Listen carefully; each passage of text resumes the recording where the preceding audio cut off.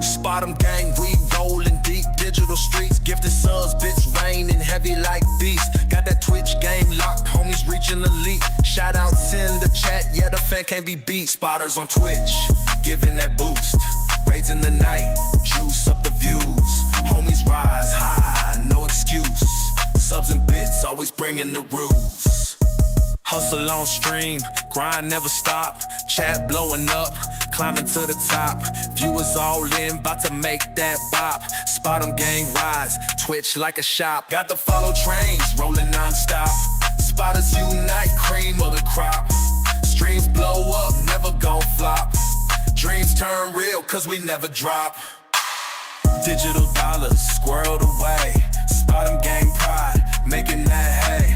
Twitch homies scream, we making our way. Success inevitable, game we gon' sway. Spotters on Twitch, giving that boost. Raids in the night, juice up the views. Homies rise high, no excuse. Subs and bits, always bringing the rules.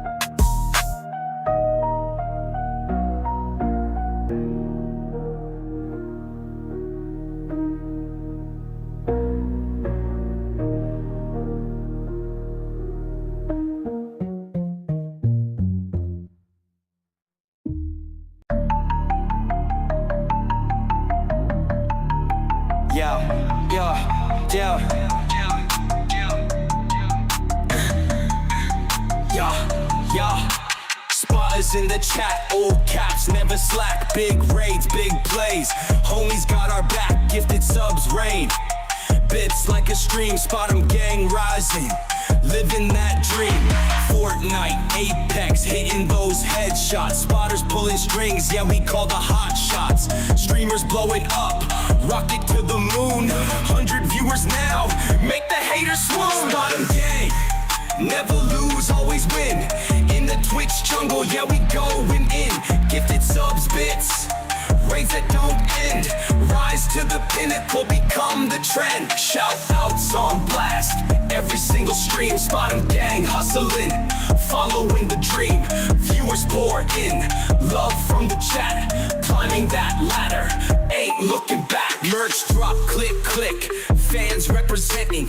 Daily grind we on, no sign of relenting. Spotters by our side, loyalty a must. Twitch fame rising in, spot 'em we trust. Spot 'em gang, never lose, always win. In the Twitch jungle, yeah, we going in. Gifted subs, bits, raids that don't end. Rise to the pinnacle, become the trend.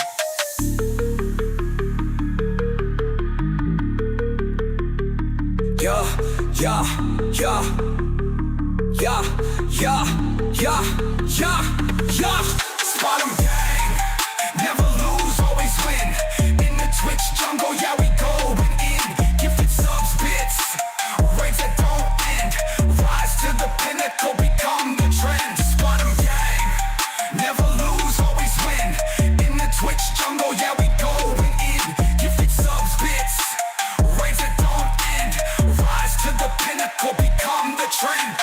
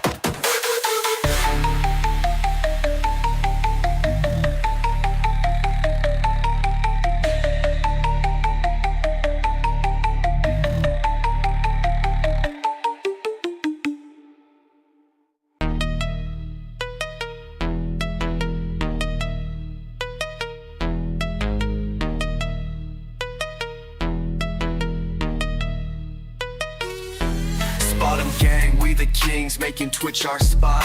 Gifted subs, showered love, climbing high non-stop. Viewers popping, raids dropping, shoutouts spreading wide. Homies rise, spotters thrive, grinding side by side. We ain't playing, pushing numbers, taking over streams. Bits be flowing, channels glowing, living out our dreams. Streamers repping, no stepping on this gamer grind. Twitch and glory, telling stories, spot 'em gang, we shine. Subs gifted, no limit, making waves through the charts. We uplifting, no drifting, loyalty in our hearts. Hustling daily, never failing, gaming with the fam. Spotters moving, always proving we the top of the jam. Viewers peak, we never weak, every follow count. Platform wide, taking pride, numbers on the mount. Chats be blurring, never curving, energy precise. Homies rise, no surprise, we built for this life. We ain't playing, pushing numbers, taking over streams. Bits be flowing, channels glowing, living out our dreams. Streamers repping, no stepping on this gamer grind. Twitch and glory, telling stories, spot 'em gang, we shine. Morning hustle, midnight muscle, grinding day and night. Spot 'em gang, leading clans, keeping victories tight. Raids be booming, fans consuming, always show us love. Spotters ruling, streaming, schooling, rise up, rise above.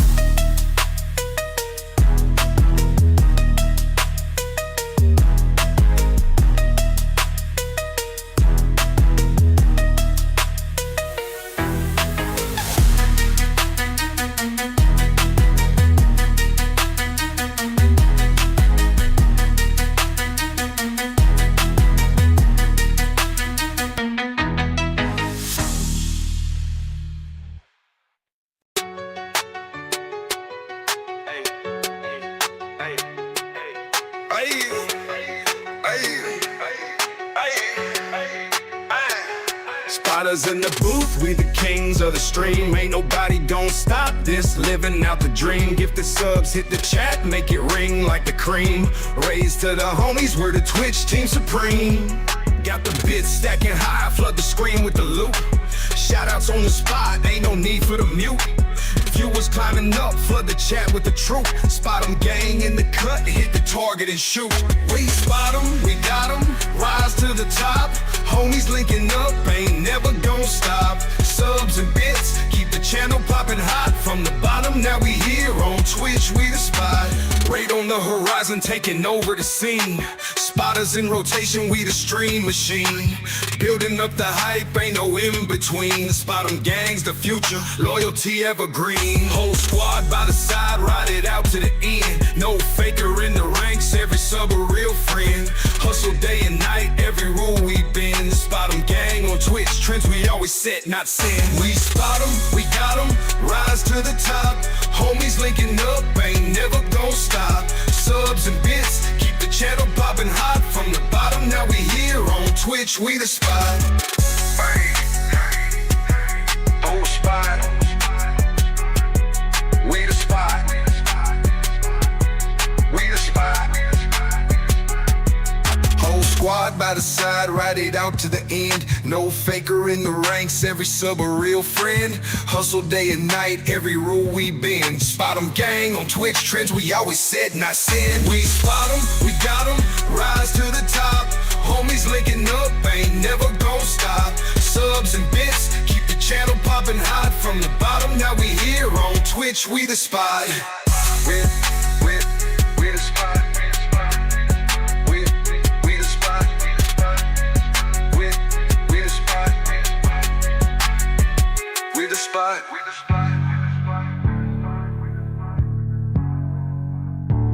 We the spot.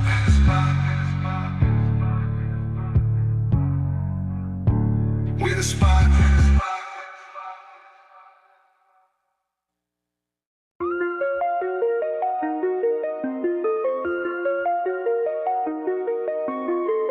Yeah.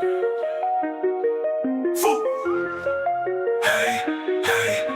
Spotters in the place, yo, we lace up the space. Gifted subs rain like cash, yo, we set the pace. Homies rise up, climb the Twitch mountain. Bit by bit, family stacking them thousands. Spotters on the grind, lifting your streams. We the kingpins of this digital dream. Raids and shouts, yo, we ride for the team. Helping homies hit that front page, supreme. Viewer counts up, look at the charts. Spot 'em gang love, we the Twitch all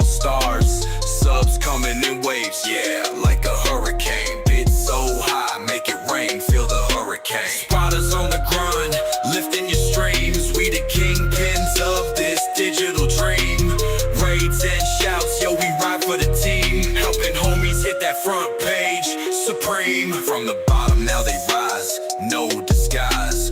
Spot 'em gang eyes, seeing through lies. Viewers pack the room, yo, it's no surprise. Streams popping, making magic live televised. Shout outs loud, bringing that clout. Twitch fam strong, yo, we never doubt. Hustle night and day, ain't no time to pout. Spot 'em gang loyalty, never without.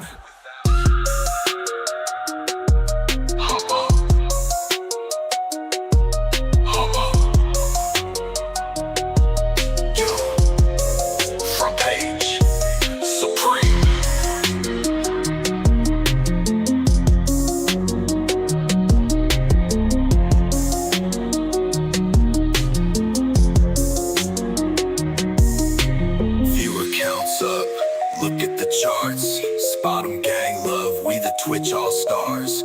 Subs coming in waves, yeah, like a hurricane. Bits so high, make it rain, feel the hurricane. Spot us on the grind, lifting your streams. We the kingpins of this digital dream. Raids and shouts, yo, we ride for the team. Helping homies hit that front page, supreme. Viewer counts up, look at the charts. Spot 'em gang love, we the Twitch all-stars. Subs coming in waves, yeah, like a hurricane. Bits so high, make it rain, feel the hurricane. Spot us on the grind, lifting your streams. We the kingpins of this digital dream.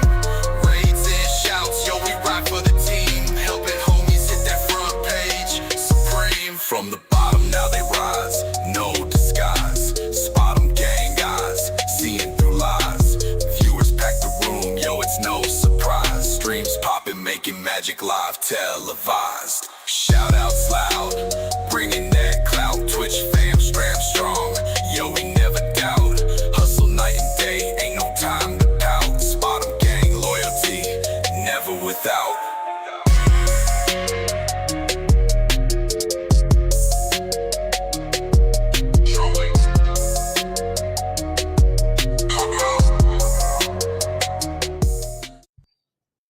Welcome to the SPOTCAST. This is episode 6, and a very special episode because we're going to be doing the SPOTCAST Game of the Generation arguments or discussions, however they they tend to go. But before we get to that, I'd like to introduce my co-hosts. Kainitsu, how's it going, man? It's going all right, dude. Just taking things one day at a time right now. Yeah. Hope you're doing well. Yeah. No, I totally understand that. And of course, I'm joined by Zakeda as well. How's it going, man? Hey, good evening, everyone. How's everyone doing? We're good. Everyone sounds so tired. We doing okay? We doing all right? I'm definitely tired. Getting but enough sleep? I'm all right. Getting enough sleep? Actually, I'm gonna go grab a coffee out of the fridge in about 2 minutes, so I'm ready. Yeah, I mean that's I'm what here. that's what this is for. That's what this is for. I've had energy drinks today. It has been enough. The caffeine content that I consume is just, I mean, there's no way it's healthy, right? There's no way. It would probably kill an elephant, but here I am. So, all right. Like I said, a little bit later, stick around. We're going to be doing the SPOTCAST Game of the Gen, the big attraction that you've heard so much about. We'll also be including our first ever community integration with that. So we're going to have you guys', we're going to have our top 10 list Game of the Gen, and then you guys are going to have yours. And, and so that's going to be a good time. But before we get into that, we're of course going to be talking about what we've been playing this week. And I'd like to start with you, Kai, since you have the biggest list of us. I have one game. Z has one game. You have 3 here. So no. So tell me about Splitgate real quick. Oh, dude. So Splitgate. Oh, so it is very close to my heart. Like the original one, I fell in love with once I actually found out about it and played it. If you never heard about it, it's basically Halo and Portal had a baby, and it's amazing. And Splitgate 2 feels like Halo 2 and Splitgate, and it has like some COD sprinkled out in there with some loadouts and perk systems, along with progression systems and skins and all of that.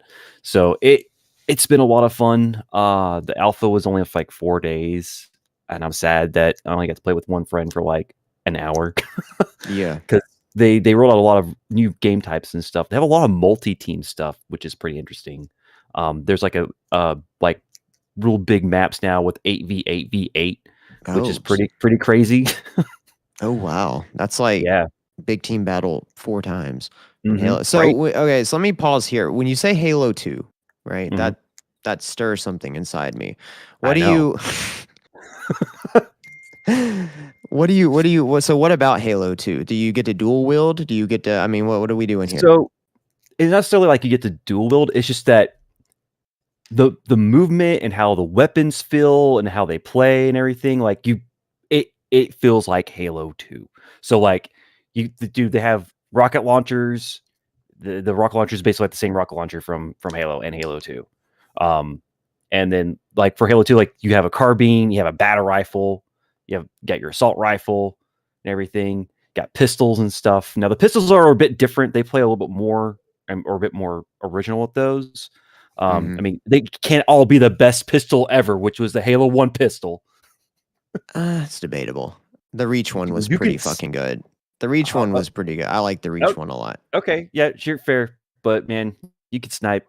Yeah, that's people. True. I do forget. Like you could shoot that thing. That was a hit scan. Like monster, dude. 300 meters. Like right, dude. Oh man, memories. I'm so old. We used to have, when I was a kid, we had LAN parties. Yeah. we actually go to one location and hook up all our systems together. I'd make really people mad in Halo. Like like so like, who's using the fucking pistol to snipe? I'm like, that's me. If you're mad, be mad. That's dude. me. It's not my fault. That's me. That'd be me. Yeah, so you were saying this alpha's over. When's the next time we can check this out? And also, is this going to be a free to play game or is it going to be Yeah, it's free to play like the first one. Okay. Cuz I never played the first one cuz actual Halo came out when the first one came out. It was a weird time it did, but it still blew up quite a bit because it also happened during the dark times. It was like 2021 when it released. So yeah.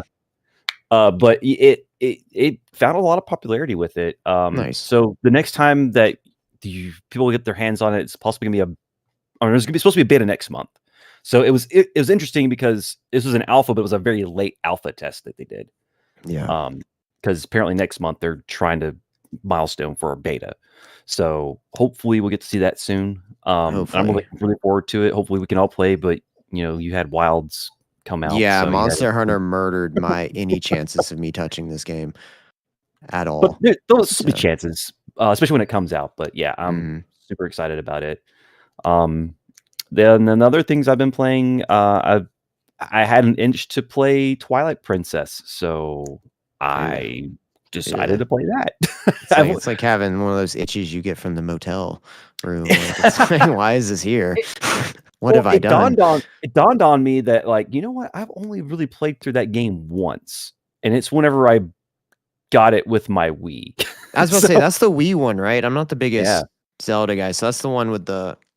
Okay. Yeah, but it also came out on GameCube as well. I played the GameCube version because I didn't have an RF sensor or anything, and I don't have Bluetooth on my current system to hook up a Wiimote for emulation. So I just went with the GameCube one. But yeah, that game, man, like, it's not bad. It's just it's like the peak of the Zelda formula is getting kind of old at this point. You gotta go do your 3 things, and then now you gotta go do like 5 or 7 other things, and then you go to the end of the game. The one thing I did like that. I do like about that game though is that it is a much darker theme to Zelda. Like, dude, okay. If you haven't looked at Twilight Princess in a minute, dude, like there's some pretty dark stuff in there, dude. Yeah. And I'm sad that we'll never get another Zelda like that because Alan was like, I hated it, and now I want bright, colorful, fucking cell shaded shit because my wife likes it. So, which again, I like the Breath of the Wild designs. It's fine. This nice vibrant colors, but I wish they'd make another one like that, but they never will.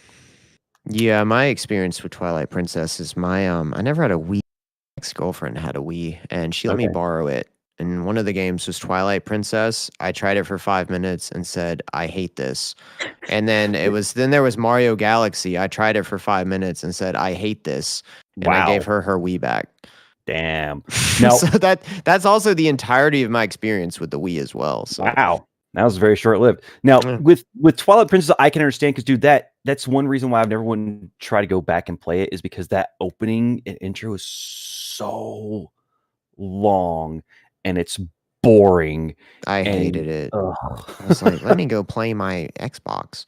So that's what I did. I'm gonna go shoot people in Halo. I was going to go play Halo 3. Yeah, absolutely. Abso-fucking-lutely.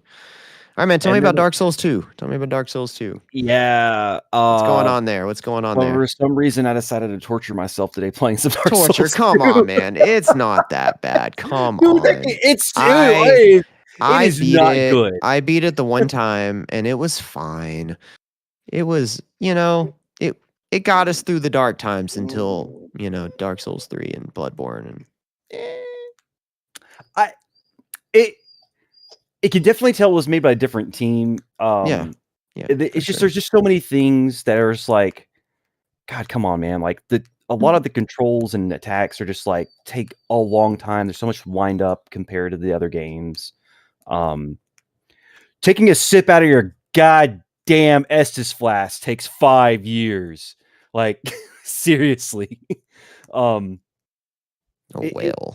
It's annoying because like, okay, I don't want to keep on using life gems because you have to buy those and you only come across them for so often. And I want to use my souls to level up. So I want to use my Estus flask as much as I can. And it takes like 3 seconds. It literally takes like 3 seconds for you to go like, taking a drink. Oh, now I'm healed. And if you're anywhere close to an enemy and you're going to be like, going to die in one hit, you're going to die. You're just going to die. Yeah, Dark Souls 2 is definitely the redheaded stepchild of all the From Software Souls games.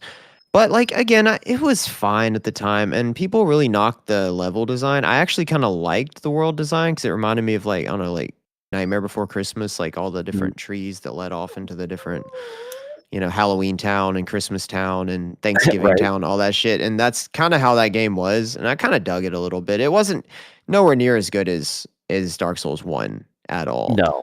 But it was, it was fine. I didn't hate it. The boss design, like they had too many bosses. They had too many mini bosses. There's a lot of too many mini bosses. Yeah, and again, with a lot of the bosses were the same kind of the like repeat, like, oh, it's a big hulking thing. Let me just strafe around you and hit you now. Yeah.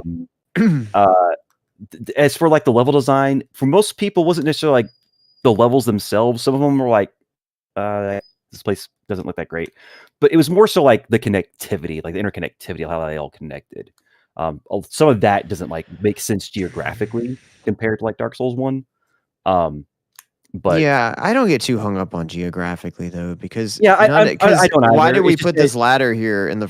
And if it's geographically, it's who built this ladder. Exactly. But it's there, and I'm happy it's there because it leads to this fucking campfire. Fucking bridges, like who built this church? Who built this church, and why are these knights guarding the damn ramparts? Like, who put knights here? Because they knew I would run up the fucking rampart to the little hole in the wall. So why do they shoot spears at me? I mean, as much as I love From Soft Design and as much as it's praised, it doesn't really make a whole lot of sense. No, sometimes. like logically, it overall, doesn't. But yeah, no. 2 is still very rough, and in Scholar of the First Sin, honestly, it feels even rougher because it just feels like they just kept on throwing more enemies at you. Like, that makes it more difficult. When no, that just makes it more annoying. And on top of that, like the game's not made, or it's not built to like take on a lot of enemies at once. And there's like so many instances, like I opened the door and now there's like 7 enemies pouring out at me, dude. Like, no, like, and yes, in other Dark Souls and Soulsborne's games and Bloodborne and everything, there are times where hidden enemies come out and jump out and stuff. They get you. Mm-hmm. It just feels like it's really egregious into like I don't know. As much as I've hated playing it today, I'm still trying to power through it just because I guess because it's honestly also the least Dark Souls game I've ever played. 1 and 3, I love many 3 times. and 3's 1, really of good. course. And 1 many times. Bloodborne, my most played Soulsborne game. Yeah. Played a lot of Elden Ring. Played a lot of Sekiro. Dark Souls 2? No. I played like 2.5 times. Well, poor little Dark Souls 2. We think about you sometimes. Yeah. All right. All right. Z, do you want to tell us about your experiences in Baldur's Gate, the very probable frontrunner for the SPOTCAST game of the generation? Well, yeah, I mean, I haven't really had much time to play anything other than like Marvel Rivals, and then this past Wednesday, I actually linked up with Spoopy and her little squad, and we started a BG3 campaigns. First time I actually played the game. I did not know the game didn't have crossplay, so that Does was a it little not? funny. It does have crossplay. They added it. I was told that it didn't, but so I bought it twice, but it's fine. Oh, it does. They added it. Okay, because I guess maybe originally it didn't have it because no, either way, it did I not. played it on They added PS5. it in January. They added it. Okay, so wow, they added that's almost what a they're long using. time after. Yeah, that's really recent then. Yeah. We played through the. I played it on the PS5, which the game is quite. This is very first impressions. I only got to play go ahead. maybe 2 hours of the first part of the campaign, and I really enjoyed it. I thought it was very, very well. I mean, the first thing I actually noticed was it was like a stark, jarring contrast from like Diablo 4 in just terms of like UI and like Everything. animations of the so the game just looks so much better. It ran really well on my PS5. I don't have a Pro. I have the base PS5. And it'll do 60. I didn't notice any crazy performance hiccups or anything like that. Now it will struggle in Act 3 on this base PS5. It will struggle. Act 3 is I believe it's the big city and it's got all the NPCs. Yeah, it's gonna struggle on that PS5. I hear the Pro sorts a lot of that out, and you get a full 64K on the Pro. I mean, I'm getting a Pro, so it doesn't really matter. Yeah, if you get it before you get to Act 3, you'll be okay. My biggest gripe with this game, my biggest critique by far, is not even like the gameplay that I've experienced. Well, actually, I have some critiques of that, but the fact that I could not buy this game physically, or that Larian is the only way you could buy it through their store. They don't have like a distribution agreement, and like the PS5 version is always out of stock, and you can just never get your hands. I hate the false scarcity shit. I just think it's stupid. Square Enix did that stuff with Final Fantasy VII Remake, and I'm actually kind of glad that they just released 7 Remake on the PS5 with a US SKU and just destroyed all the scalpers. So that was a off-topic thing that I was really happy about, because Square Enix is guilty of that a lot too. But either way, the game was really, really fun. In the time that I had with it, the only issue that I really had was the fact that I got lost in the UI. As someone who has never played a game with that many like true RPG options, it's fucking ridiculous. Yeah, it's a lot. I was stuck in a pickpocketing mode for like a good 20 minutes trying to figure out how to cancel it out, and I was too afraid to tell everyone. And they're like, "Why are you crouching around like a fucking?" That's hilarious. Like I'm playing as a rogue, weasel. guys. That's hilarious. I'm just like, what the fuck? Rogue. I'm trying to figure out how to take this shit off. Yeah, I couldn't figure it out. Eventually, I just like capitulated and like, okay, how do I get out of this pickpocketing mode? And like, oh, you got to go into like 3 sub menus, 4 options down to the left. Then you got to double click it. Then you got to press R2 and L1 like really fast. I'm like, oh, okay. But finally, I was able to get out of the stupid fucking mode. And I was like, wow. Yeah, it's definitely a mouse and keyboard game. The controller is a little rough. Yeah, they do as good of a job as I think you could reasonably be expected to do to make that game into a controller-friendly game. It was the same thing as Divinity.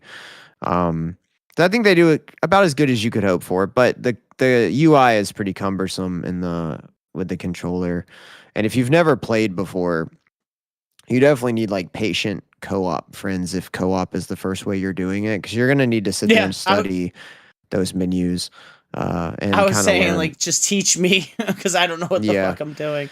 Because if you're playing with impatient people, it might be better for you to like they were play very by patient yourself for a while. No shade to my my group, but they were definitely patient with me. I was too afraid to ask.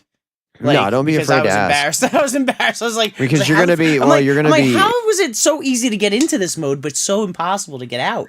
You're gonna be like a paradox for me. You're gonna be really embarrassed when you wipe your whole team because you don't know what you're doing in a fight. So, because some of those boss fights, the combat was a little tricky too. I pretty much burned to death multiple times. Are you playing on classic or what are y'all playing on? Difficulty wise, I think it's classic. It's not. I doubt campaign, they would start you on tactician, but no, I don't know if y'all did story or Some of those fights, even in classic, like I said, it's not my save file, so they get fucking hard. Like y'all are gonna it was be there difficult. for like an hour. I'm gonna say this: in the combat, there was this asshole. So we were in like, and we were going into this room, and there was like a couple other sub rooms, and there were like these assholes with like bows and arrows, and they would just keep poking out of the door. You know, they had enough movement to do that. Shoot, then go back in and hide behind the fucking door. And they kept doing it over and over and over again. Mm-hmm. And no matter what, I didn't have enough movement. No one else had enough movement to fucking get these guys, and it was so annoying. But yeah, that was one thing that was kind of a pain in the ass. Dude, on tactician mode, they make them even smarter. Like, that's the thing. They don't just have like more HP and stuff. They're a lot. They will do the most dickheaded. Like, they know who the weak one is. Then they will just go and take them out and then run away. Yeah, and you're it's like, crazy. Motherfucker. I definitely felt like I had a target on my back for sure. I love it though. I will say once you get past level 5, the game gets significantly easier. Because you start unlocking. I was getting some good rolls too. You start unlocking the good shit. Mm-hmm. Yeah, but I'm happy, man. I'm happy you're finally diving into one of the greatest games ever made. So yeah, it was one thing I was gonna say too, but I don't know if it's like considered spoiler territory. Yeah, please don't spoil one of the greatest games of all time for anyone. I mean, it was like super early in the game, and I made like a choice that was like, you know, people are like, "Whoa," and I'm like shit, should I have done that? Like, fuck, right, dude. That game plays out so many ways. Like, you could still spoil the game for me, and I've played it through 3 times. Yeah, because it goes so many different ways. It's hard to talk to people about because it's actually mind blowing how many. And we'll talk more about this when I go through my nominations. But it's mind blowing how many options there are in that game. So I know there are a lot of ways and scenarios that you can approach stuff, which is really nice. Same for even battles, man. Like, if you don't know this, crazy. This is one of my friend's favorite thing to do in anything he does, but he loves destroying people in holes. If you have an edge, you lose the loot though. You win. You lose the loot though. You do lose the loot, but they go in a hole and they die. So they disappear. That is true. Wow. It is a tactic to shove people off of cliffs, but you do lose the loot, unfortunately. So, and some of the best loot you get is off of bodies. Yeah, but that was the other thing. Just looting everything and anything. Like one thing is if you have someone strong enough, they could just say carry around barrels of like gunpowder and shit. Like, oh hey, you know what? I don't like this fucking guy over here. He's got some fire. Let's throw this at him. Yeah. Boom! Big old explosion. Yeah. Fantastic. Yeah, it was really cool. It was definitely fun. Like I said, that was just superficial first impressions, but I do. Yeah. The plan is to play it every week, every Wednesday, 2 to 3 hours. Some of these people have like 700 fucking hours in the game. 2 to 3 is like not even enough, man. I was gonna say I'll be lucky if I can get to like 100 to 200 hours of this game. A single playthrough can be 200 hours. My first playthrough, I haven't even finished it. It's like 109 or like 92 hours or 100 and something hours. It's up there, man. It's insane. Some of those fights can take 2 hours. There's one fight in particular I did, an optional boss fight. It took me about 2.5 hours to beat that fight. Jeez. And I'm not going to spoil it, which one it is, but it took a long time. It was on Tactician, and man, it might be one I don't know. There was one that took me like that long, but it's just because like I kept on having to like trial and error myself with the strategy for that particular fight because it was a lot of dudes. This one had so it was a lot of dudes. Yeah, this one had a very particular song playing that is very memorable. Oh, I know that song. Yeah, It's everyone's favorite song. Dude, I was smiling like a fucking like child during that whole fight. Like I was like, this is so good. That's when I knew because it was. We'll get into it. Was there anything else you needed to say about this game? Yeah, no. I mean, no, that's pretty much it. I'm definitely just excited to kind of just get into it more and kind of finally appreciate it. I mean, I've never been a detractor from BG3. But I've also never been like one of those like super fucking, hardcore simps for it either. So I've always tried to take a middle ground approach to all these games. Obviously, because we see what the fuck happens in the industry. Yeah. So, but yeah, that's pretty much it. All right, and on my end, I have been playing Monster Hunter Wilds, or as I like to call it, drums. Oh man. Okay. Yeah, so I have kind of the same consensus that I had about Monster Hunter World. It's basically World 2. It's addictive as hell. It's really kind of shoddily put together in some ways. Like graphically, it's really ugly. Performance on my beast of a machine is fine. I'm able to get 60 with all the settings. I don't have any ray tracing turned on. But I mean, it's Monster Hunter. I mean, you go out, you hunt, you kill things, you wear its skin to go kill its mother, and you just repeat. Wild. Hey, that's why it's Wilds, right? The campaign, I'll say the campaign's better this time around, marginally, but that's a really low bar because in Monster Hunter, the campaign just gets in the way. I honestly think the game would be better if it just didn't have a campaign and they just let you get like, they give you like maybe like a loose narrative structure and then you just kind of go do the hunts. The campaign's the one big extended tutorial really, but it is better. The characters are better. It made me laugh a few times, like in an intended way. Because there's just some funny, like with the cats and stuff. Like the cats are like a bigger character this time around, the little palicos. And yeah, it's Monster Hunter. I mean, if you liked World, you probably like this. There's a whole lot of like talk about it being dumbed down a lot, and I don't think that's necessary. They've just made it a little less annoying, I think, which to some people is the same thing. So. But the movement's a little faster. You drink the potions a little faster. Okay. The dog thing you get to ride, the Ketsit or whatever the fuck it's called, Secret, something like that. It's called something. Secret, is that what it's called? Sacred. Sacred. I've played for like 30 hours and I don't know what it's fucking called. I just played the opening, so that's the reason why I know. I know what it's called. Yeah, and the story's really weird with that. They give it to you, then they take it away for a mission, and then give it back to you. Because they're like, those are sacred to us, give it back. And you're like, okay, well, do I get my own? I just wrote it for like an hour, dude. Like, and then they're like, then they just abandon that. They're like, oh, well, let's just take the secret, it's fine. And you just get to keep it. It's really weird. All right. Yeah. Yeah, the story really just needs to get out of my way. But yeah, I've been enjoying it. It's one of those weird games where it's like a 7 out of 10, but you're playing it like it's a 10 out of 10. But 7's still technically above average, but people don't really think that way. Average when you go on a 10 scale is technically 5. But yeah. The 7 would be good, yeah, technically. 7 is still good. That's above average. It's still a decent game. Like, I mean, in all honesty, like a B game is usually like a 7. So yeah, but it definitely feels like one of those. I've seen more of like performance stuff about it than more of like mechanics of the game or like gameplay itself. Like again, that's just basically Monster Hunter for the most part. Yeah. But yeah, there's been like performance issues and like texture problems, and again, they also are having it run on the Resident Evil engine, and that engine's not made for this type of game. It's made for like more contained, like structured levels with a high. They should have just made Dino Crisis remake. That's what they should have done instead. Oh my! They need to make a Dino Crisis remake. That's what they should have made Monster Hunter Wilds, but they should have also maybe done that and maybe not done it in this way. The thing I'll say about Wilds 2 is like I did hear if you have a lower end machine, a PC especially.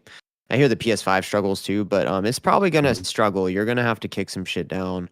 I just Yeah. have like a fucking $5,000 supercomputer, so I mean, they run. I mean, but even then, like when I uncap the frame rate, I'm getting like 80 frames a second, which Oof. with the way this game looks, I should be getting well over those 100. textures are fucking ugly. Yeah. So I mean, for my machine, 80 frames is pretty low for that, and so I cap it as 60, and I did see some dips below 60 here and there. So, yeah, I have a mid tier machine, and I probably need to take it down from maybe even like 2K right now because that's what it is native for me.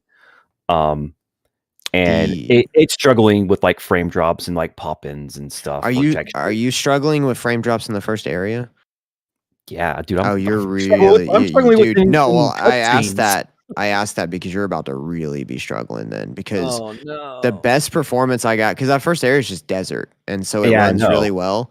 And the moment it stops being desert, I'm gonna hate life. It's probably gonna cut in half. It's probably gonna cut in half. Whatever you're getting is probably about to cut in half. Good thing it was free.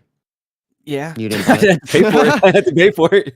I was actually going to say, like, well, good thing AMD is coming out with some new cards. Yeah, they really need to optimize it. They really need to, because that's sad to hear too about Capcom, because like they've been really good with optimizing their games for PC. Oh yeah. And this one's just like it's just a struggle. Yeah, I think it's just the engine they had to like mold into. It's like why bother? World ran and looked fine. Yeah, unless you were on a PS4, but that's because it was the PS4, and the PS4 is garbage. PS4 fine. Yeah. Yeah, no, it was just a bad move. It's like with EA saying like all our big games have to use the DICE engine when it's made that like Frostbite. You can't make or Frostbite engine. Yeah, sure. Yeah, like you can't make an RPG in this FPS engine. You have like super realistic graphics. Like that's a weird mandate. That was like if Konami's like, everybody has to use the Fox engine now for all their games. Although it might be a pretty versatile system, but I don't know. Again, Resident Evil engine was a poor choice. I'm glad that they made that engine. It looks really cool, but it was not made for this. Yeah. No, it's disappointing, especially as long as they've had to work on it, and as much as these games sell, and and as much as they're bringing forward from World, like there's so much familiar. There's some stuff they haven't touched, in terms of weapons and animations and stuff like that. Yeah, it's a lot of tweaks. Now, I will say, as ugly as this game is, the monsters look phenomenal. The monsters look really good. The faces look really good, like the human faces. Not that you give a fuck, because you're covering them in fucking armor and stuff. Yeah, and you really don't care about the other characters either, but they look great. They do look great. So, but the whole game has kind of this weird, again, it's like a Resident Evil like filter over it. Yeah, and so it kind of has that gray look to it. Like the whole game does so far. And it's really just off-putting graphically. I gotcha. Yeah. All right. Yeah, I mean, I can really still tell right now, like I'm in the desert, but I mean, it still kind of feels like there's a haze over everything in a way. Yeah, that haze doesn't really go away. Oh, that's unfortunate. Yeah, again, dude, it's a pretty ugly game to look at. It's not. Again, the monsters look really good, though. I will say that the monsters, they animate well. They have a nice little sheen to them. The fur, all that stuff looks fantastic. But it's very disappointing. They're lucky it's Monster Hunter, because if it wasn't Monster Hunter, people would be complaining a lot more. Which I'm surprised people aren't. But again, it's Monster. People love Monster Hunter, dude. They love killing dinosaurs and making stuff from their bones. Well, it's a very addictive loop that they've made, and they've made it really fun. Also, the multiplayer stuff is both simultaneously a lot better, but incredibly fucked. So if you're gonna get this game, well, if it's fucked from playing like the co-op, like the story together. In terms of hunts, it's exactly what it should be. It's what World should have been, because World was weird. Like you had to like, I don't remember exactly what all you had to do, but it was really weird the way the multiplayer worked. It was a very, very odd system. You had to go to a message board. You had to go up that board. You had to go like, oh, I'm going to do this hunt, and then like have to have it open, and then like, okay, then you can have it so where people can join you, and you're like, okay, and then you shoot a flare. It was a very complicated process. Yeah, in this one they can just join you, and they can just that's nice. Yeah, and then you can make groups and clans, but the co-op is still fucked. So you can go through it, but you'll go through a cutscene. I only tried it with a rando one time, but and then it splits you off into your own shit. And in order to join up for that mission, you have to invite the other person. And so they have to leave what they're doing and join you, or vice versa. And then you still get credit for it, but it's a whole thing rather than just letting you go through it like any other. Any other that was like a technical edition they had to deal with. I don't know, but it's that I will warn you, if you are picking up the game and you're thinking I'm gonna go through this co-op campaign together, it's not for that. You will be able to hunt together though pretty easily. Okay. I mean, that's usually what you want to do anyway, because like story stuff, fine, whatever, but let's go hunt together. That's the fun part. Yeah.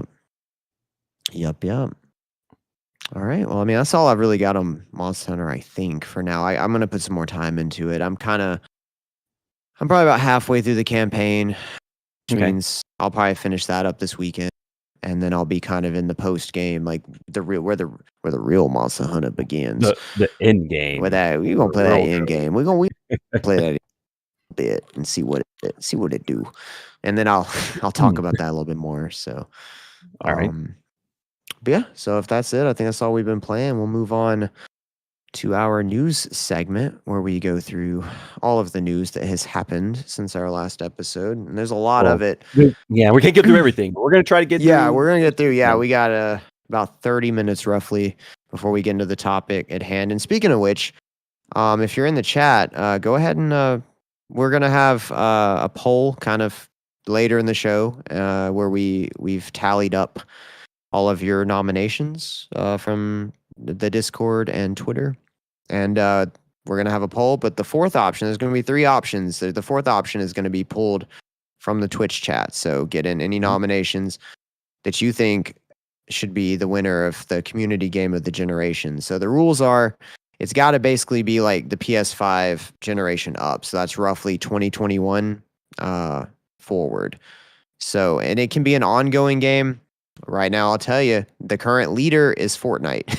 Yeah, and it's a technicality because it's still a modern game. It's still updated, so it can be anything that was updated. It can be anything that had a kind of a remaster, something like that. But it has to have basically either existed, been updated, or created on 2021 or to now. So yeah, but yeah, just throw them up. We'll kind of keep an eye on them, and and then we'll throw a poll up and we'll get your votes, and we'll see what the community one is. Yep. Yeah, the current options, I can go and tell you what the current community options are. It's Fortnite, Marvel Rivals, and Baldur's Gate 3. Baldur's Gate 3, everyone. I want to repeat that for a third time. Baldur's Gate 3. So we're trying to get a fourth option in there for you. Yeah, we're trying to get a fourth option. So just nominate anything outside of that. If you think that it should belong on that list, game of the generation, and we'll get that voted in. Yeah. So, all right. So on to the news. Like I said, there's a lot here. See how much of it we can get through. You've been wanting to talk about this for a hot minute, so I'm about to just pop it off as the first topic and let you just run with it. NVIDIA is on fire, but not in a good way. It is not in a good way. So take it away, Kai. Take it away. Yeah, no, I am angry. I am angry at NVIDIA. I am angry. That's the perfect statement without going too vulgar, which, let's face it, I will get that in there at some point. But I mean, it's 18 plus, so go for it. Yeah. So I mean, these motherfuckers are just straight up lying to everybody, and it needs to stop. And I'm tired of it. They want to go and say this whole 50-70 bullshit. Oh man, you're gonna get 4080 performance. It's not even really getting that close to it. Like the TI, sure. The 5070, fuck no. not even close. And it's sad because it should be doing better or as good as that 4080 as they claim, but it's not. Like their cards are literally catching on fire. There have been times where they have the ROPs in within the card, the structure of it weren't there and present in the card to keep it structurally sound. That's hilarious. Unless you spent $1,000 and it's not hilarious. It's not funny. Yeah. So they're just fucking up, and again, they're just lying and just running away with your money at this point, and it's the grossest thing I've seen from a company in a while. And people really need to vote with their wallets and show Nvidia that we're not going to put up with this shit. We do not need to spend lots of our hard-earned money for something you're lying about for a shitty product that you want premium price for, and then they catch on fucking fire. So no. What's that Hunger Games salute? I don't know. I'm not. I've never really actually seen or read the Hunger Game books, but yeah. So I've been really excited about the news this week from AMD and seeing the 9070 or RX, or it's really stupid. I hate the numbering and aiming of everything. So it's the RX 9070 and the RX 9070 XT. XT is the higher. It's like the TI version, and then the 97 is like the base. So they both come with like 16 gigabytes of VRAM. I wish it was a little bit more, but 16 is a nice minimum number. I think that'll get you through most things when it comes to like most modern PC gaming now. Yeah. And the 9070 and the 97 XT had some really good benchmarks. There are times where the 9070 is getting close to 4080 performance and beating the 5070. It beats the 5070 on most everything. There are instances where the 5070 came out more on top above the 9070. And of course, the 5070 Ti actually is a little bit above the 9070 card, but in percentage wise, it's actually not that much, which is sad because these are supposed to be AMD's like mid cards, but they're competing with the last generation's almost top tier card. So yeah, what's the price difference? Big. Big. Okay. 9070 base, $550. Okay. XT, $600. Okay, not too bad. Yeah. A little pricey, but that's the most I'd want to pay for a graphics card, in my opinion. For me personally, that's as much as I'd want to pay. Oh, cats! I know dude. I think I just subscribed to a bunch of like virus newsletters. Yeah, I think we need to hurry. My PC is not long for this world. There goes your $5,000, brother. Rip. But yeah, no, AMD's actually looking a lot better this time around. Apparently, their that is Zero-Tay. Their FSR upscaling 4 is actually doing much better this time around. They still struggle a bit more with ray tracing. Like that's where NVIDIA is like really kind of winning, but no one really wins with ray tracing because it just hits performance. So, unless you have like a really, really high end machine, I guess. Mm-hmm. But yeah, AMD's looking much stronger this generation for cards. I hope people notice, and I think they did because they went on sale today and they're sold out. Like you can't find the 9070s right now. Okay, well, that was the NVIDIA on Fire hour. Thank you, Kai. You're welcome. Did not disappoint. More rants. I have nothing to say that hasn't already been said before by Kai just now. So it seems like a shitty situation. Mm-hmm. Hopefully NVIDIA learns its lesson. I don't think they will. They probably won't because people will buy them. Yeah, that's the unfortunate part. That's vote with your wallets, people. Yeah. So next up we have the Gears collection is coming out this year allegedly and will be launching on PlayStation 5. That's weird. Yeah, I mean, again, it's not much to say. It's another in the long list of Xbox games, but that's a big one. I mean, Gears and Halo. Those are like I mean, those synonymous. are I mean, those are the staples. I mean, if you're like an Xbox fanboy who just lives, eats, and breathes and dies Xbox, they bleed green. You're probably in your room crying right now. You're like, no, right? Phoenix, Marcus, no, you betrayed me. Yeah, because if you watch, if you look on all the little spats that happen on Twitter and all this other stuff, the thing they always say is, well, you don't have Master Chief or Gears of War. You don't have that. You're never going to have that, loser. And what do you got to say about that now? yeah, I don't know. It's, homie, the writing's been on the wall for a while now. Yeah, I mean, we all know there's going to be slowly transitioning. They're not going to they're not pulling a Sega, but they're going to slowly transition to publisher only, more likely. So we just got to get used to it. Yeah. But that's cool. I actually didn't know that Gears box or collection was announced until it's not announced. It's a rumor. It's like one of those it's gonna be. So Microsoft has their little spring summer thing. Yeah. The rumor is that it's going to be announced there, and it's going to be day and date on PS5 when it's launched. Okay. So it's not going to be a timed thing. That actually might be. I don't know who the leak came from. It might be reliable because it's the same guy. It's the same guy who announced the Forza coming over, and that happened as well. So. Gotcha. Well, what I was going to say is that there was rumor about, I know this is a little bit off topic, but it's kind of related, about Tony Hawk 3 and 4 being announced during that time for that showcase for Xbox, but it actually already got announced for Tony Hawk 3 and 4 on Twitter, which I'm pretty excited about. I liked 1 and 2 a lot. Yeah. I liked Underground the most. That's the one I played a lot as a kid. That's like the second best Tony Hawk game. Yeah. What's the first best? The second Tony one? Hawk 2. Oh. Yeah. Okay. Tony Hawk 2. Well, like Thug 2. Okay. No, but Tony Hawk 2. Tony Hawk 2. Pro Skater 2. Okay, cool.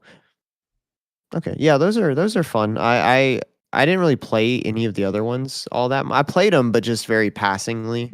Maybe I rented them, or maybe my friend had them. But I played the hell out of Underground. I played the living hell out of Underground. I made my own little skater guy, my own little goth dreadlock having skater kid. And making your that's me. Your board. Yes, and got my sponsors and went through all that good stuff. So yeah. All right, so I look forward to Gears on PlayStation 5. The other probably biggest news we have here too is WB closes a bunch of studios. Yeah. They canceled Wonder Woman. The studio. Yeah. Well, that's the biggest one, or the biggest shocker was Monolith.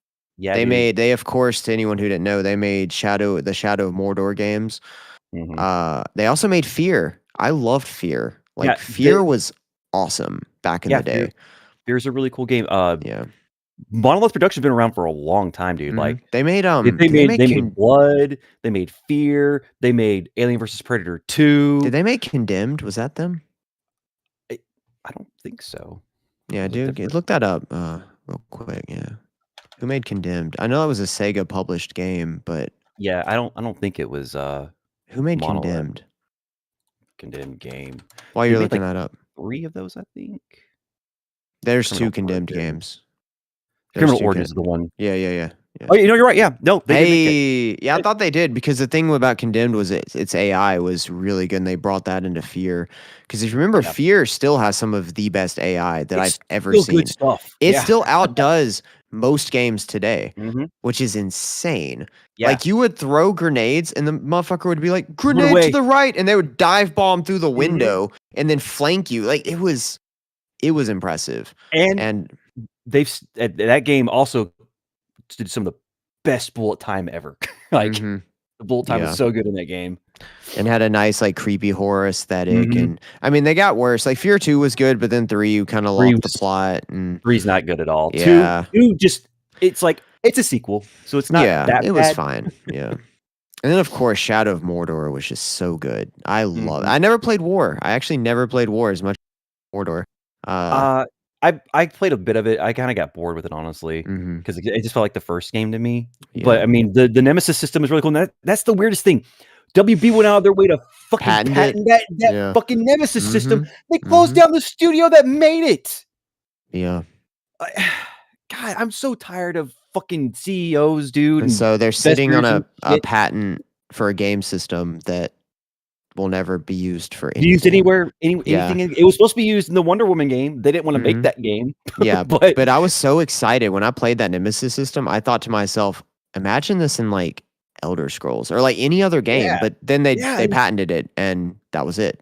You'll never see it. And then it's done. And let's let that patent go. Which, since they killed the studio that made it, maybe they'll do that. But it's Microsoft, so probably. I'll tell you, if I was Sony, I'd be knocking on the door, man. Let's buy the patent to that, because Sony makes games that like Ghost of Tsushima with the Nemesis system. That'd be pretty cool. Forget about it, like, because they make those open worldy stealth, like that's their shit. And so imagine that. Even Spider-Man, you could put that in Spider-Man. Right. Like any game that they make the perfect games for that system. It'd actually be really cool, like just for the Spider-Man concept. It'd be really cool just for the sheer fact that you take on like just random ass thugs throughout the game most of the time. And if you had like thugs come back like, I got out of here, Spider-Man, fuck you. Coming back, I remember when you broke my leg and put me into a coma for 3 days because you threw me off a building. Well, I'm back, buddy. I'm stronger now. But he doesn't actually remember much because you smashed his head into a wall. And I only remember about 3 months ago. It'd be pretty funny to see that in a Batman game. Because it would be funny to like point out that Batman does actually like just murder people, breaks people's and like he may not murder them, but he makes them fucking vegetables. He makes them paralyzed and comatose. It would actually be pretty funny if it was like a parody, like the Nemesis system in that game, like, but you could just like go to the hospital and see them, like the terrible things that Batman does to them. Like, it'd be really funny. It's like, I've never seen what I've done to people, but I'm still gonna do it anyway because I am the knight. What do you mean I broke his spine in half and he'll never walk again? What do you mean his spine is broken? I could do the Christian Bale. Okay. But on top of all of this, with their closing these studios like Monolith and everything, they're also like, as a whole, Warner Brothers is like $4 billion in debt. Nice. Yeah. Nice. Yeah. They're doing real bad because they're fucking up in their gaming industry and they can't make movies. So yeah, on a little side tangent, it just baffles me how they have fucked up the DC movies. The only redeeming movie they've done is the Batman with Robert Pattinson. That movie is phenomenal. It is fantastic. I highly recommend you go watch it. Anyone who hasn't. I'm a massive Batman snob. Not just a fan, I'm a snob. And I went into that movie expecting to hate Batman it. Fan. And when it got to the end, I looked at my friend who I watched it with, and I was like, did we just watch the best Batman movie like, ever made? And we did, because it's fantastic. Yeah.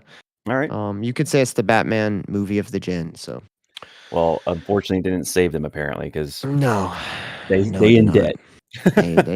they be owing money. They be owing money. Speaking of people who don't owe money, Monster Hunter has sold 8 million copies in 3 days. Yeah, that's pretty crazy. The first 3 days it being out, 8 million copies. Yeah. Was that a cicada in there? Was that him? Yeah. Sneaking in there? Huge numbers. Oh god, that was Trump cicada. Oh no.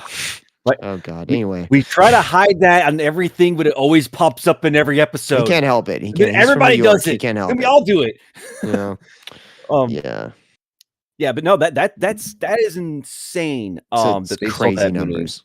But I mean, it is Capcom and it is a very popular IP, but that's just to show like how much Monster Hunter has actually grown as a franchise, because it used to be more of a niche game. Like I only knew like a handful of people that played Monster Hunter. Well, it was stranded on the DS for a long time. True. But they had like some console releases during all that, and then once World came out, I feel like that really like made it more mainstream for people. And that's why it sold 8 million copies in 3 days. Because World really brought it to everybody. Again, that was actually really my first Monster Hunter game, to be honest. So Yeah, me too. World was my first too. I tried it. I tried one of the DS ones back in Me the day, too. and I was like, I just couldn't do it. you couldn't. It only had the one stick, Yep. so and you like controlled with the bump. It was horrible. I was like, who the Yeah. fuck plays this? This is A lot of dog people shit. did. Yeah, a lot of people did. A lot of people did. I liken it to like the people who play Fortnite on phone screens. Oh god, Yeah, I don't know how people play games like that, dude. I can't. Bro, I have a nephew, and that nephew does that, and I just sit there and watch him. Just, I'm like, how? I mean, bro, at least hook a controller to that bitch. But he's good. Right? He's Yeah. good. He can play on a team like with me on the PC, and he'll keep up. Damn. He All won't right. necessarily do better than me, really, but he'll keep up, Hell yeah. and he'll hit kills. So it's wild. People do it. People do it. So I guess we got time for one more, perhaps. Let's talk about this Microsoft Muse thing Ooh. real quick. Yeah, the little AI. What are they calling it? It's gonna be their AI game generative tool. Yeah, there you go. Yeah. It is a very interesting project. They actually had apparently worked with Ninja Theory, people that made DMC and Hellblade. Hellblade's probably the best, the better one for people to know about.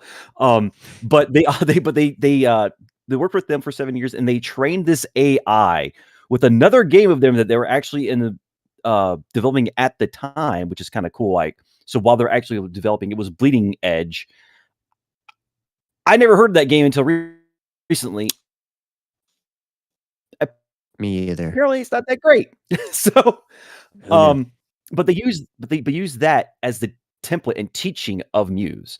Now, you can actually go and find codes or coding for by Muse, making something of Bleeding Edge, and you can get like a 2-second video that is in 300 by 100 by 300 by 180 resolution. It looks like a big bunch of pixels.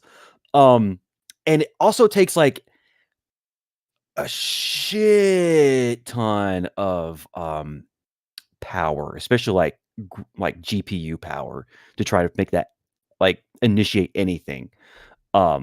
Because like when they were training this AI, they were using like these crazy cards I've never heard of from Nvidia, like the A6000 and stuff like that. And these are like $25,000 cards. Yeah, Like they've got like GPU. 96 gigs of VRAM and shit. Yeah. Yeah, like they're insane. And but they used 3 different ones. There was one that was like $2,300 or $23,000, one that was like $25,000, and the one that was like closer to 30. I think, or maybe it was actually like, I think there were 2 that were closer to 25, but that's insane. um, it's kind of cool that they did that, but it's not going to do anything. It's only going to be able to make what it's learned. So it can't go and it's not real AI. It just can't go and spontaneously make something. It has to make something that it has learned. So I can see it being like maybe a tool to assist people in the development of a game, but like I just don't like this at all. Like AI can go fuck off. I'm so tired of AI, dude. Yeah. Yeah, I don't know. It's within the stable that it's currently in, the specific thing, I don't have an issue with it. But I know that it's gonna bleed into other things, right? Like I mean, I've seen some of the video footage of it, and it definitely looks very rough, right? Like it's in a very rough spot. Like it's cool for what it's doing because you can just kind of type in like, what if you made this game and it felt like Halo, but it was in the Shadow of Mordor and blah, blah, blah. And then like it creates this like almost like stop motion animation thing where you can like play it and it's real blurry looking and stuff. But like it'll get better, of course, and stuff like that. But it's like, do we want it to? I don't want AI to make video games. I don't want it to even be a tool, to be honest. I have a buddy and he's very I got hot takes AI. on this shit. Yeah, I'm pretty sure you do. I have a buddy, he's very, and we've really argued over it in the past. But like I think AI has its place, but to me, the way I engage with something creative is it's almost like it's like a connection to the person that created it, right? And you can and there's like a cleverness and like a emotional intelligence that something is created with the AI just can't do. At least not for probably like 20 more fucking years. And then, who knows, but probably not. And then the other thing is the way AI is trained is just complete bullshit. Like if you can say the argument all you want, like inspired by things, but again, there's like an emotional intelligence to that. AI literally takes the thing, shreds it through a paper shredder, combines it, and then you repurposes it to, be something else. No different than the neurons in your brain. And so well, again, that's the argument, right? Yeah. And it's just like, and I'll say this. When I watch a Marvel movie, those are created by people, but they feel like they were created by AI, so that's something. that's actually a very good argument. There is trash, but I consider those trash. So, there's nothing I've seen created by AI that's something I would like pay money for. Maybe something small like a profile picture or something like that, but in terms of like movie, book, video game, stuff like that, like it's just not there yet. It may be one day. It's super I don't know close. that I don't know that I want it to be there one day, because again, it's like, it doesn't matter. It's happening. Because like well, not necessarily. I mean, not all technology is like just comply, human. Not all technology no. I'm just saying limitless. it because the investments already happened. We're just seeing a lag. So the investment in AI is already there. So what we're just in 5-6 months from now, we're gonna see crazy explosions and shit. There's in been terms of what AI tools are gonna be out there. I mean, maybe, right? I mean, possibly, but I mean, there's been a lot of stuff that. NFTs is a big I'm one, right? using things come and go. Shit Things that's crazy. Yeah, but AI as big as it is right now, and like just thinking it on as a grander scale, like Kata's saying, like it's not going anywhere anytime soon. And again, the Pandora's box is open. There's already GG's. Doesn't mean I have to like it or that it's good. No, and then you'll be one of those little artesian guys that has a little niche somewhere on your corner of the internet. Well, there's no need to be disrespectful, homie. Like, or you'll be one of like the creatively bankrupt lazy people who type things into a computer and let it do them for them. Bro, right? You can spin that both ways. People said this. Right? See, I'm old enough to just remember when Photoshop came out and people say the same shit. And it's just like every time a disruptive technology comes out, people gatekeep and they clutch their pearls about it and they say, "Oh, this is gonna be horrible," and it's just another fucking tool that people use to be creative. And it's going to make tons of great shit in the future. It's all in how people use it. It's not the technology itself that's a bad thing. So, well, yeah, and people shit, are different dog decade. shit, and will use it in shitty ways because people are the worst, right? Yeah, and Photoshop as a synonym, as a term in our lexicon is literally because people were shitty with Photoshop and did shitty things. So it's the same shit, man. Different. Well, I would say Photoshop is inherently different from. The implication. Photoshop is not writing books. Photoshop is not attempting to create music. Photoshop. Where's an AI book? There's no AI books that people. They're flooding it. What are you talking about? Amazon no one's buying publishing them. They're garbage. Flooded. No one's buying AI books. With Do you know but they're one person drowning who out. bought an AI book? They are flooding. It's like this. It's like the fucking mobile marketplace now, where it's like the good shit is being drowned out by the garbage and trash. Like. It's like, people may not be buying them. People might be buying them accidentally. But bottom, dude. I mean, I hope. But then what's the point, right? But then what's the point? The point is that there's a tool that's oversaturating things right now. People are trying to, make money in not so good ways, and that shit just always happens every time a new technology comes out. Crypto is the same shit, although crypto is a whole other issue. Yeah, but just because it's happening doesn't mean you can't point it out and bitch about it and say that it's no, and I'm not saying it is an inherently bad thing. It's an inherently negative thing Do you think it's an inherently positive thing that the Amazon store is being flooded with AI shit books? I don't give a fuck about the Amazon store. I do. I'm writing a book. It affects me. It doesn't affect you. I'm literally writing a novel. So, and lots of people make their money that way. I'm just putting myself in a situation that I'd never be. I would just basically say that I would think that my book would do way better than all the garbage AI stuff. It might. I don't know what you're saying is true. You're saying something in the affirmative that, you know, there's all this crap out there. I don't really know if that's true or not, but well, it is true. You can look it up. Or I'm sure you can. I'm just saying, I'm taking your word for it. I'm not even arguing the fact that it may not be true. I'm just saying I don't know for a fact that it's true. Store could get so fucking flooded that no one wants to fucking use it because of the dumpster fire now. People are going to use Amazon. I don't know. Easy. I mean, Amazon's Steam's kind of a use. dumpster fire for games, and people still use it. That too. There you go. Yeah, that's a good point. I mean, I hope. A lot of these storefronts kind of suck anyway. Amazon's always been a fucking cluttered mess as far as I'm concerned. I don't think Amazon's ever had a good UI.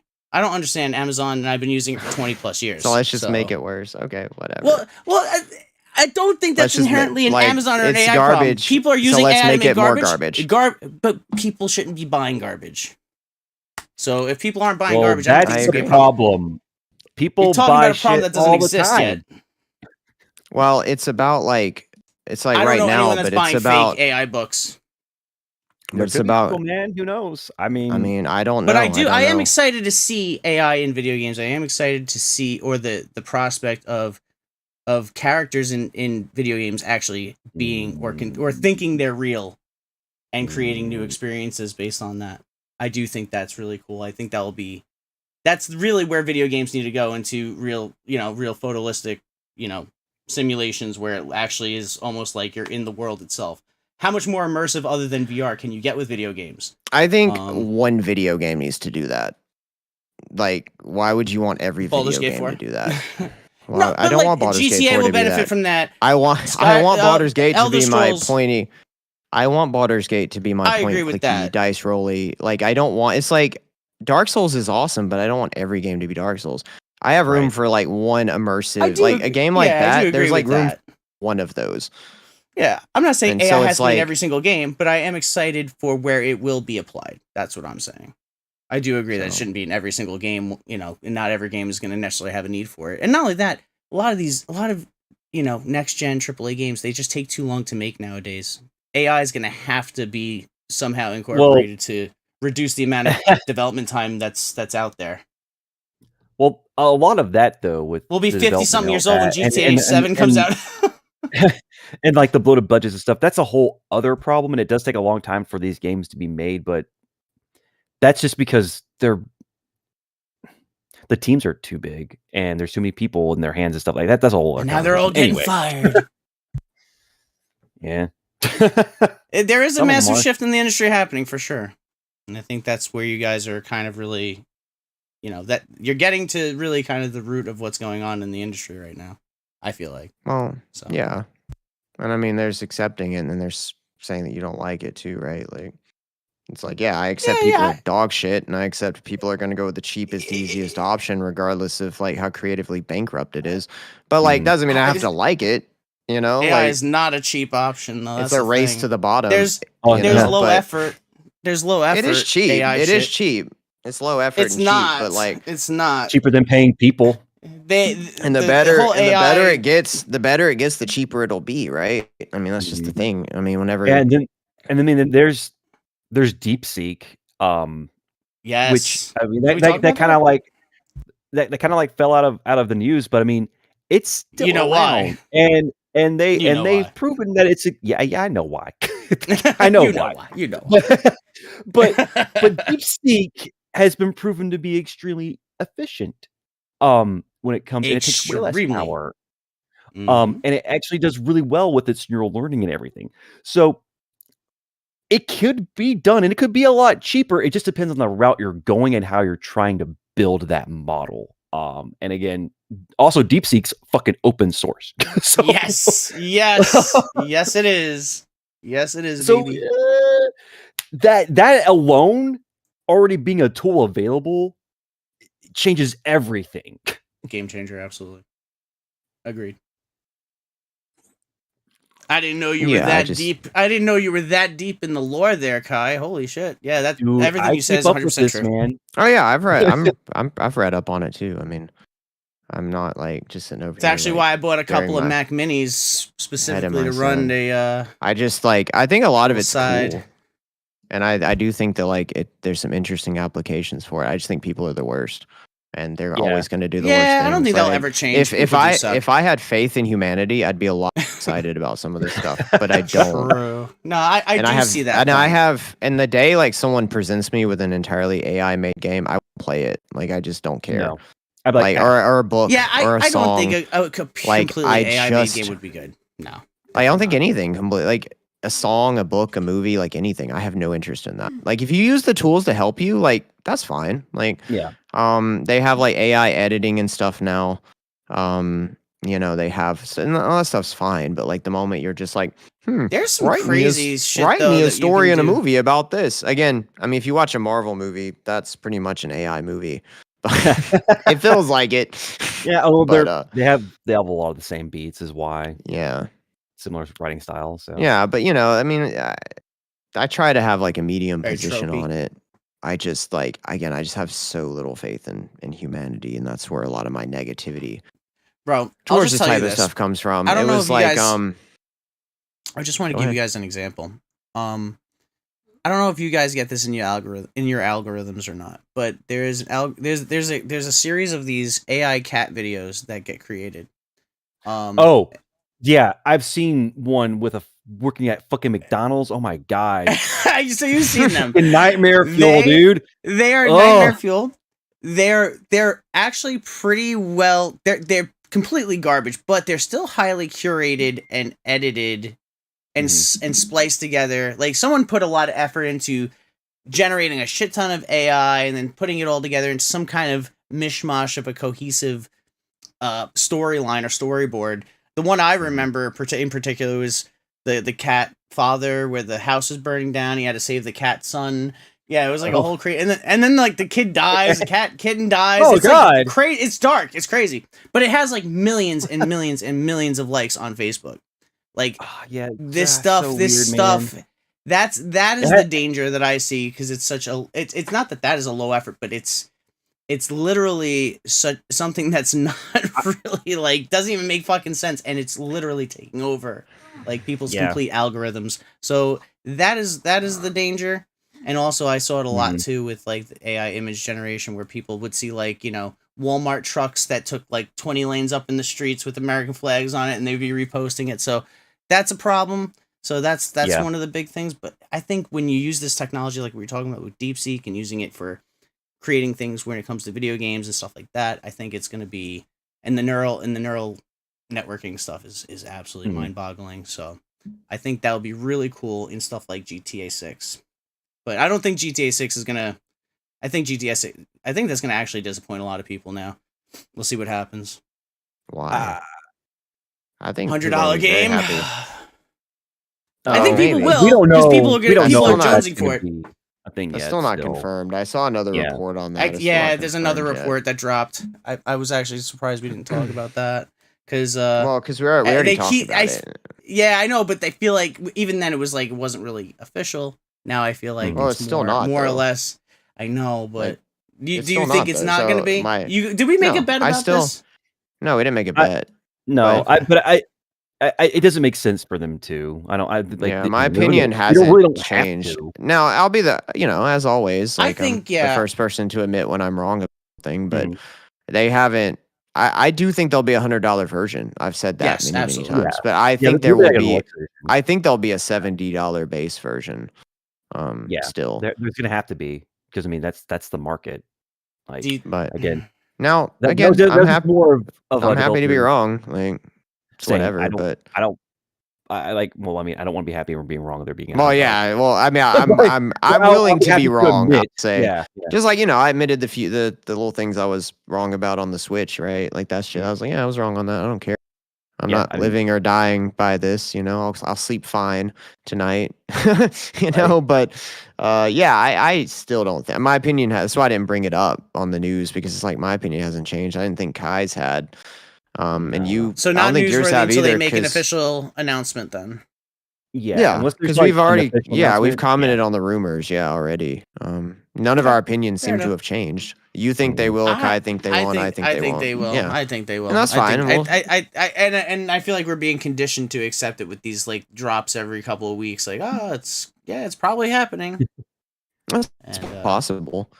And I think And if that, any game can I mean, get I away think with it, they're the only one that can.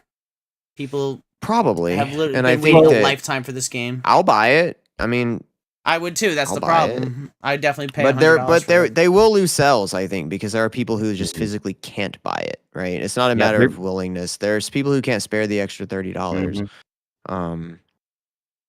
You know, that's just Yeah, but the thing is too, you think about accessibility. People that won't, for out of principle, be like, no, man, I'm not paying. There'll be those. I don't think. I mean that. Many. I mean, like, yeah, there won't be too many. I don't think Rebellion buys, but $30 does price people out of it. I mean, they'll wait. Yeah. It just does. That's just the reality. I'm just thinking about this though. Like when GTA 5 came out, there still wasn't a really good. Even Steam. When did it come out? 2013. Steam is like what 2010 or whatever. So like Steam was still kind of in its infancy, and Steam was popping by 2010. Yeah, like, Steam came out like around 2003. Yeah, Steam was. Yeah, but when did Steam like become like mainstream? Pretty like around that time. Yeah, like Steam was popping. Steam was popping by like 07. Like I don't remember hearing about Steam until about 2003 is like when it came out. But yeah. It's like around 2013 and stuff. Yeah, Steam was like the platform on PC. Steam was either way. In 2013, you were 360, PS3, and whatever Nintendo was doing at that time, Wii, whatever. Yeah. And basically, that was all you still had a huge physical copy distribution network. There wasn't really a good digital distribution system at that time. And even if Steam was popular, they didn't have GTA 5 on PC right away. It didn't come out until like 2 or 3 years later. So it went to like next gen. So like, if you thought like GTA 6 was limited by like a physical distribution network, you wouldn't be able to keep these copies on the store shelves. But you think about accessibility now. This game is going to be immediately available to hundreds of millions of people on day one as soon as it drops all over the planet. It's going to sell like crazy. I don't think they give a fuck. Well, if $30 is going to price people out. Like for price range, but and again, I still think plenty of people will make that gap happen. They'll get to that 70. There are people who can't make that gap happen. I mean, that's the thing. They're not playing. They're not playing on a PS5. They are like I have a friend who's that way. I have a literally fucking $700 system. I literally know a guy who has a PS5 because I gave it to him. And he probably won't be able to afford GTA 5 or 6 for a while if it's $100. Like his shit's that tight. We were talking about it the other day. These people exist, like I just don't think that Rockstar is counting on they maybe not. Maybe they don't. Maybe they don't care. I don't. So, maybe they do, maybe they don't. Yeah, I think they have the people. Rockstar's strategy seems to be console launch. Get everyone to buy the shit out of this game on the PS5 and possibly Xbox Series X or whatever, because that's, Xbox is done. And then from there, they're going to milk it again all over again on PC 2-3 years later. So, tried and true. Well, the current reporting is this going to be like that next spring. So November and then come out like in March or something. But less than a year from the console launch? That's crazy. Yeah. I mean, that's the current rumor. That's the current shit coming out for it. So I'd be surprised if they were that quick with it, but I guess it's piss me off because like I'm gonna buy it on the PS5 and then probably me too. But I mean, if they have crossplay, it won't really piss me off. But there's no crossplay on the current GTA 5 online, right? Well, yeah, that's because crossplay didn't exist at the time. No. GTA 5 was, and they never implemented it. Yeah, I fully expect that they'll have. It's just crazy that game is literally it's a 360 12 years old. PS3. Yeah, so I mean, when GTA 5 came out, they had to bolt a lot of technology onto it as time went on because it just didn't exist at the time. So now there's the enhanced edition that gives you ray tracing. It makes it run worse. Stupid. That is so. It makes it run worse. Oh Lord. All right, gentlemen. Well, we stopped at exactly the moment I wanted to. So, so I think we came to the end of that. So we will now move on to the main event that we have all been waiting for, I think. The Spot'em game of the generation. So let me explain the rules of this to our fine audience. We we've each picked 4 of our personal favorite games of the gen. The rules are that number 1, we had to have played these. And then number 2, they had to have been released from 2021 onward or ongoing or majorly updated. That, there's some technicalities you could squeeze in there. For example, Fortnite is the current front runner for the community one. Yeah, exactly. But never fear, our current front runner is Baldur's Gate 3. So that's great. So we're gonna go around. So we're gonna go around. We're gonna start by going around, and we're each gonna name a game on our list. We're going to explain why we've nominated it. We're gonna put it on our list, and then we're gonna argue over its placement on our list. And by the end of it, we will have a structured tier list. And there's 12, so we're gonna be cutting 2.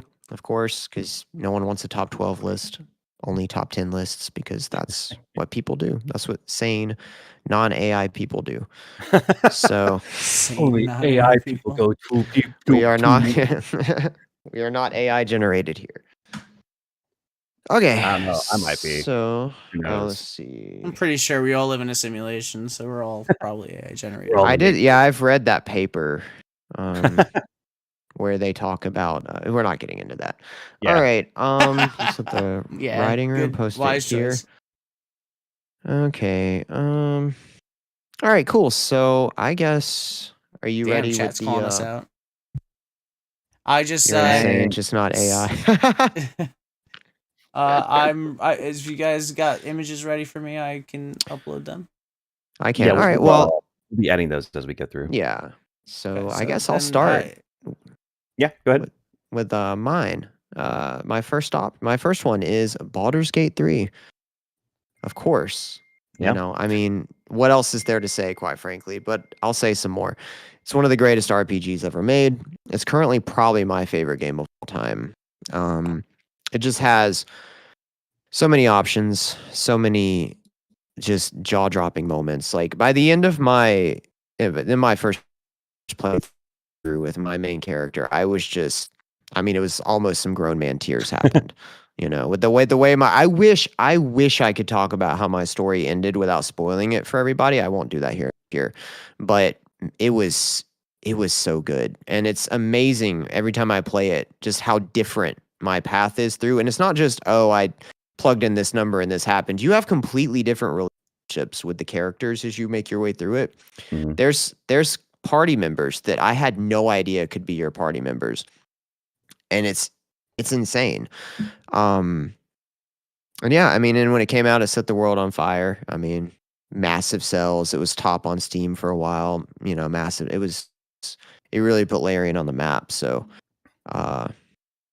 that's my first pick, and I'll throw it to Kai for his first pick. Okay. I'm going to throw out something pretty different, and it's going to be an indie title. Oh, yeah. This is a game called Lunacid. It is a great game. You ever heard of it? Have you? No. Let me look this up. So, Lunacid is a very interesting game that it harkens back to actually FromSoft's very first game they released ever, Kingsfield. Mm-hmm. So it doesn't play exactly like Kingsfield, but it's very reminiscent of that. It's also one of those games. My old brain likes these nostalgic, ugly graphics. Look like PS1 graphics. And it's very stylized at this point, so I enjoy it as a style. Back in the day, it was limitations, but if it's done right, it can have that same feel. So you kind of get that if you like things like that. It's also just a really fun little RPG. Run around, has an interesting world for like you just go explore and find different secrets and all of that. And again, it's just kind of like one of those games with a bit more magic to it. When again, if you get that feel, kind of like if you played. Then we played Dusk. Whenever Dusk came out, it was one of these first games that actually had kind of like these more stylized, like older PS1 graphics type games, but had like more modern gameplay to it, but still had some of the old game design feel around it as well. That was the core. That's what this has as well, and it's just a fun little FPS that you can just run around. You can be crazy strong person or use magic. Magic is actually really overpowered in that game, so that's kind of like the way to go. But yeah, it's just a lot of fun. It's not going to be like the best game of all time or the best for the generation for me. It's just one of my favorites. I've played this game or this generation just because of like it's just so different than most of everything else you see come out, and I think it came out at a great time because it released literally on Halloween on a 2022, I think, like that. So yeah, fun game. Again, it's not going to be getting game of the year or anything like that, but if you like games like that, it's definitely worth checking out. Just real quick on it, I do like the graphic style myself. I was looking at the screenshots; it does look nice. Yeah, fantastic. All right, well, Zicada, give us a pick, man. What you got?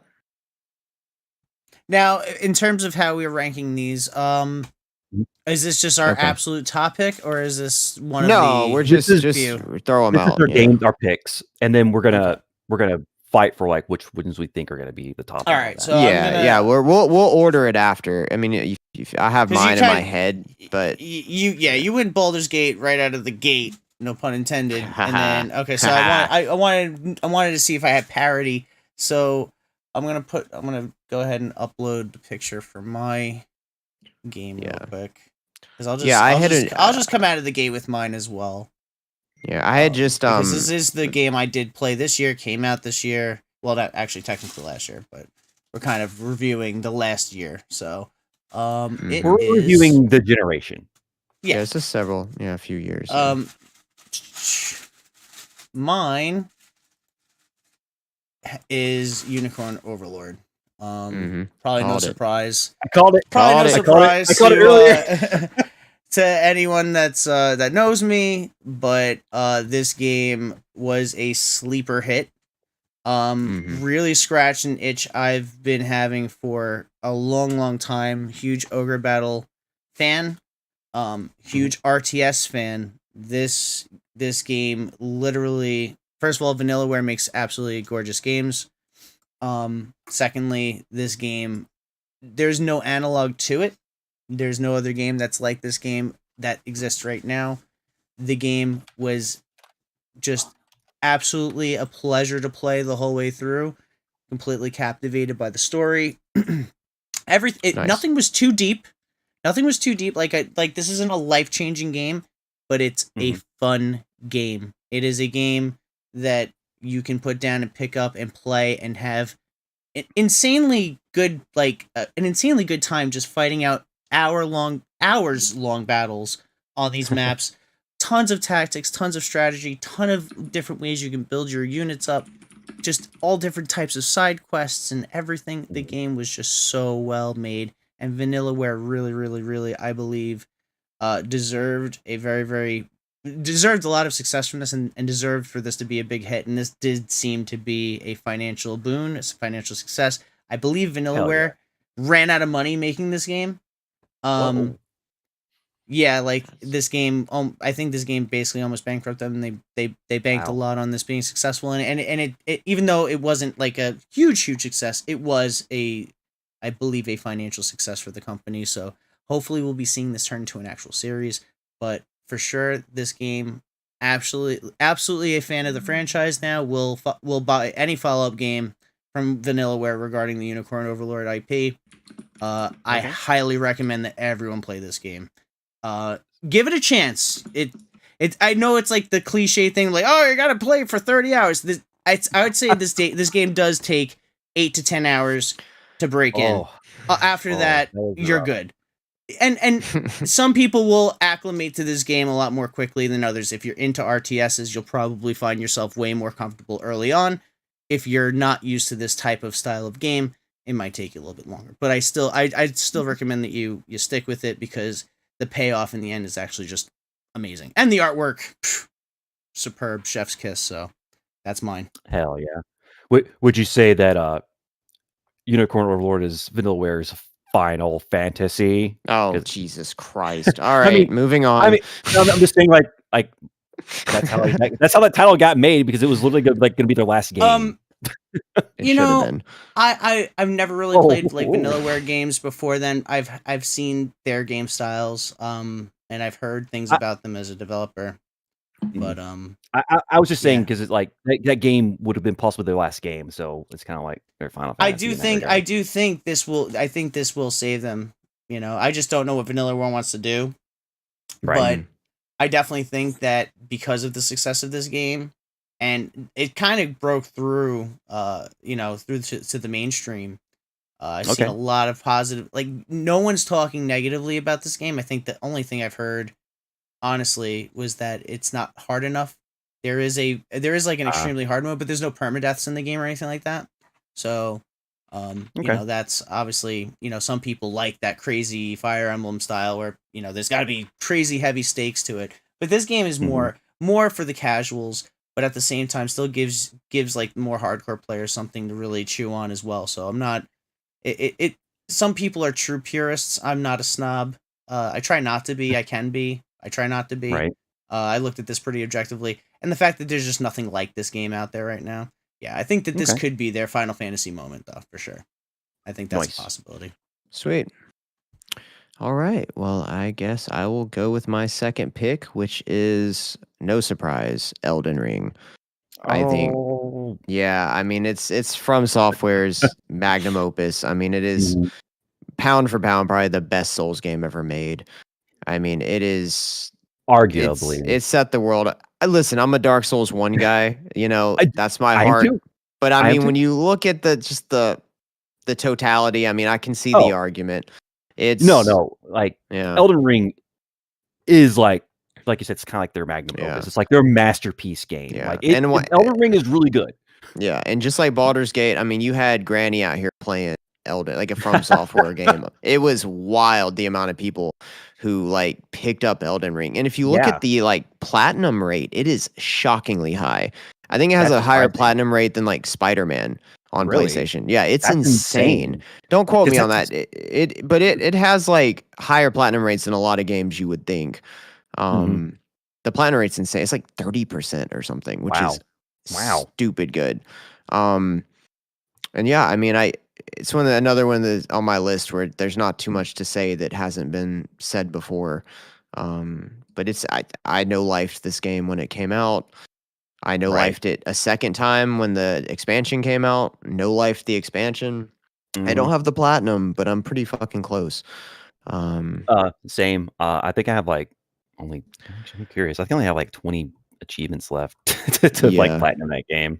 Yeah. Which I've only platinum one game ever. If I had the time in life, I would platinum it. It's one of those I would, but I probably never will. I just don't have the time. But it is, it's really good. It's fantastic. Actually, I was wrong. I'm 12 away. Oh, damn, nice. Yeah, is that with the expansion? It's separate. I don't think. Okay, yeah. Oh, yeah, that's right. They separate that out. Okay. All right. But yeah, I mean, I remember when I sat down and started the game up and just that opening music, just the booming, like, let's fucking go. I took time off for that game too. I took like Friday through Monday off for that bitch, and I just sat there. I bought a big party pack of Taco Bell. And I did this massive bag of yes. Oh my god! Let me tell you. And I just sat there and fucking just no-lifed Elden Ring. Hell yeah! It was so good, and it was an event. It felt like everyone was playing Elden Ring. Yeah, dude. Whereas like normally when a Souls game comes out, you have to go tell people, be like, right, what have you been playing? You're like, well, it's really good. You don't understand. I know it's really hard. I don't recommend it really. Too hard, but like, but this one, it felt like everyone was playing it. Elden Ring became so mainstream that there's an American Dad joke about Elden Ring.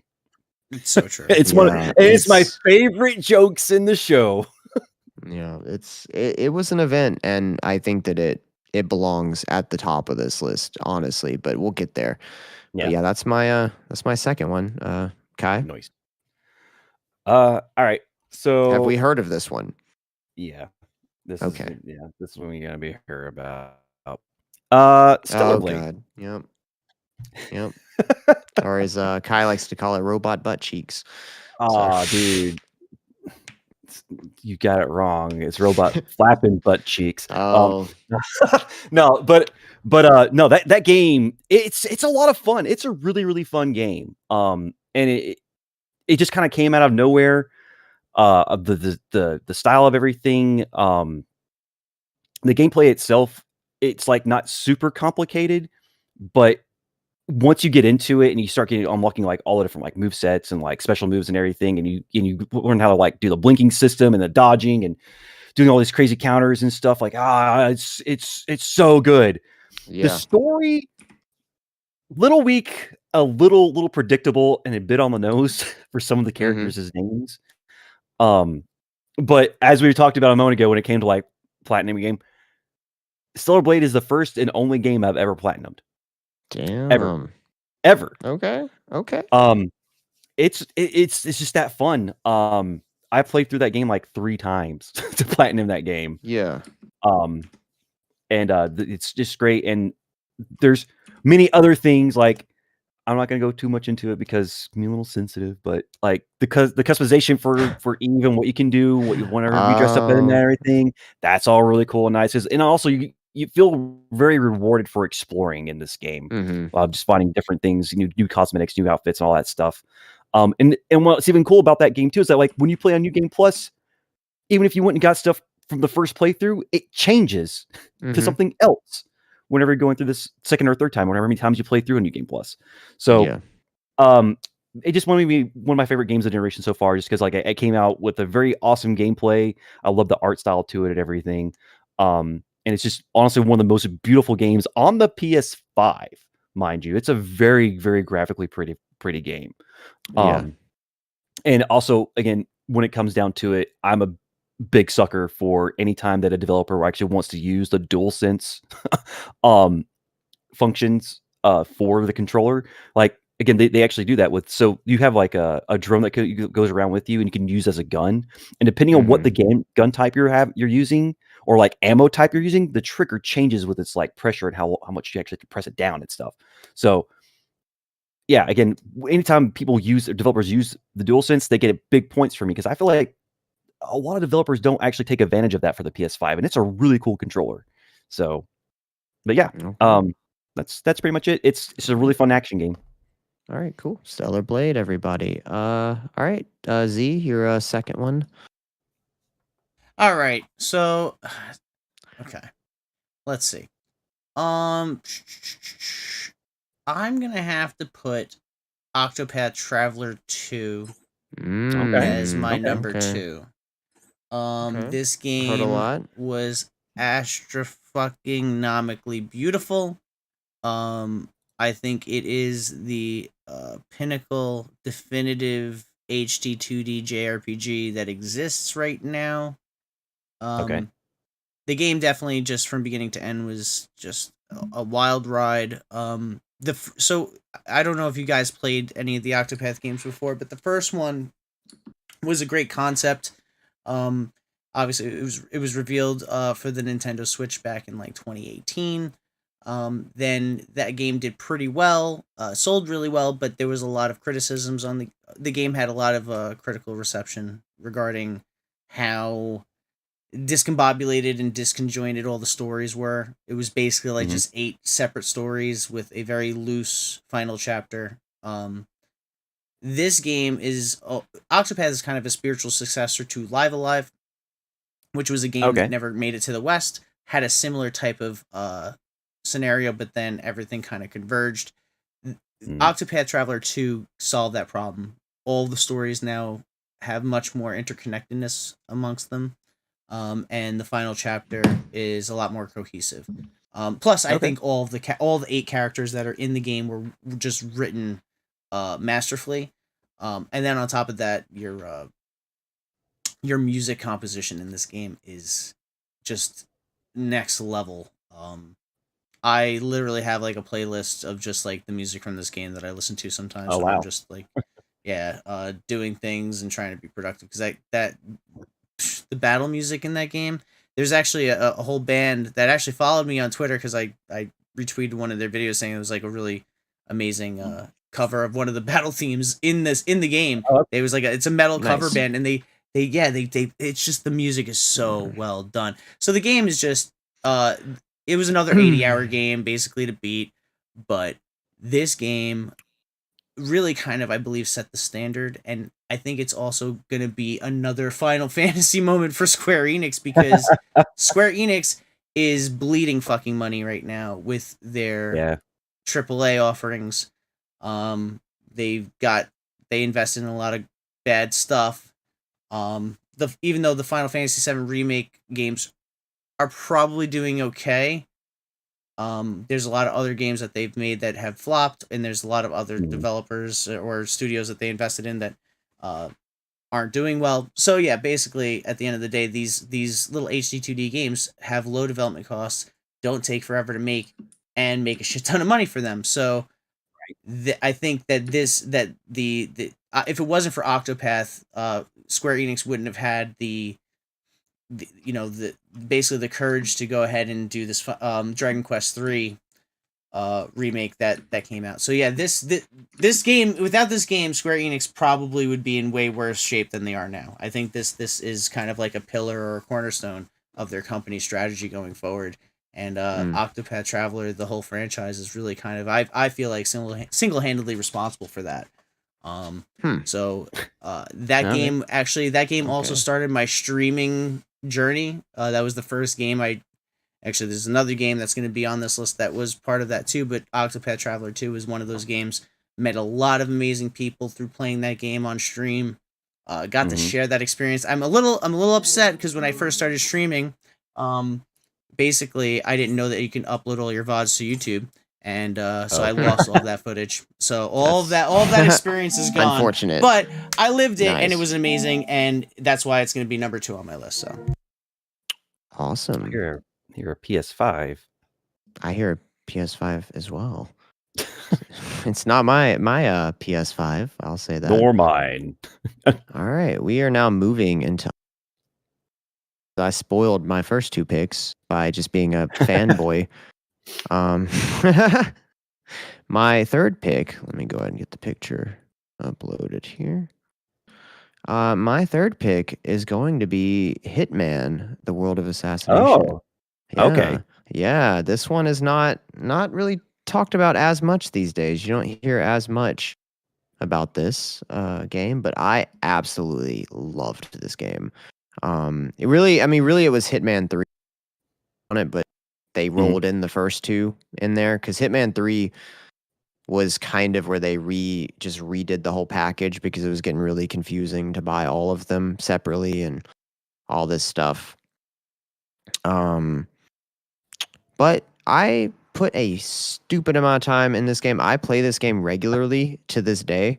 Really? Okay. Yeah, it's almost like a comfort game for me, quite frankly, because if you care about level design, this game has the best level. I've never seen level design as good as this game. Not in a single game have I seen. Like, the way they design levels, the way they design encounters, and the options of going through it, and the amount of assassinations that you get, it's really good. It just doesn't get old. You can kill the same target 82 different ways. Right.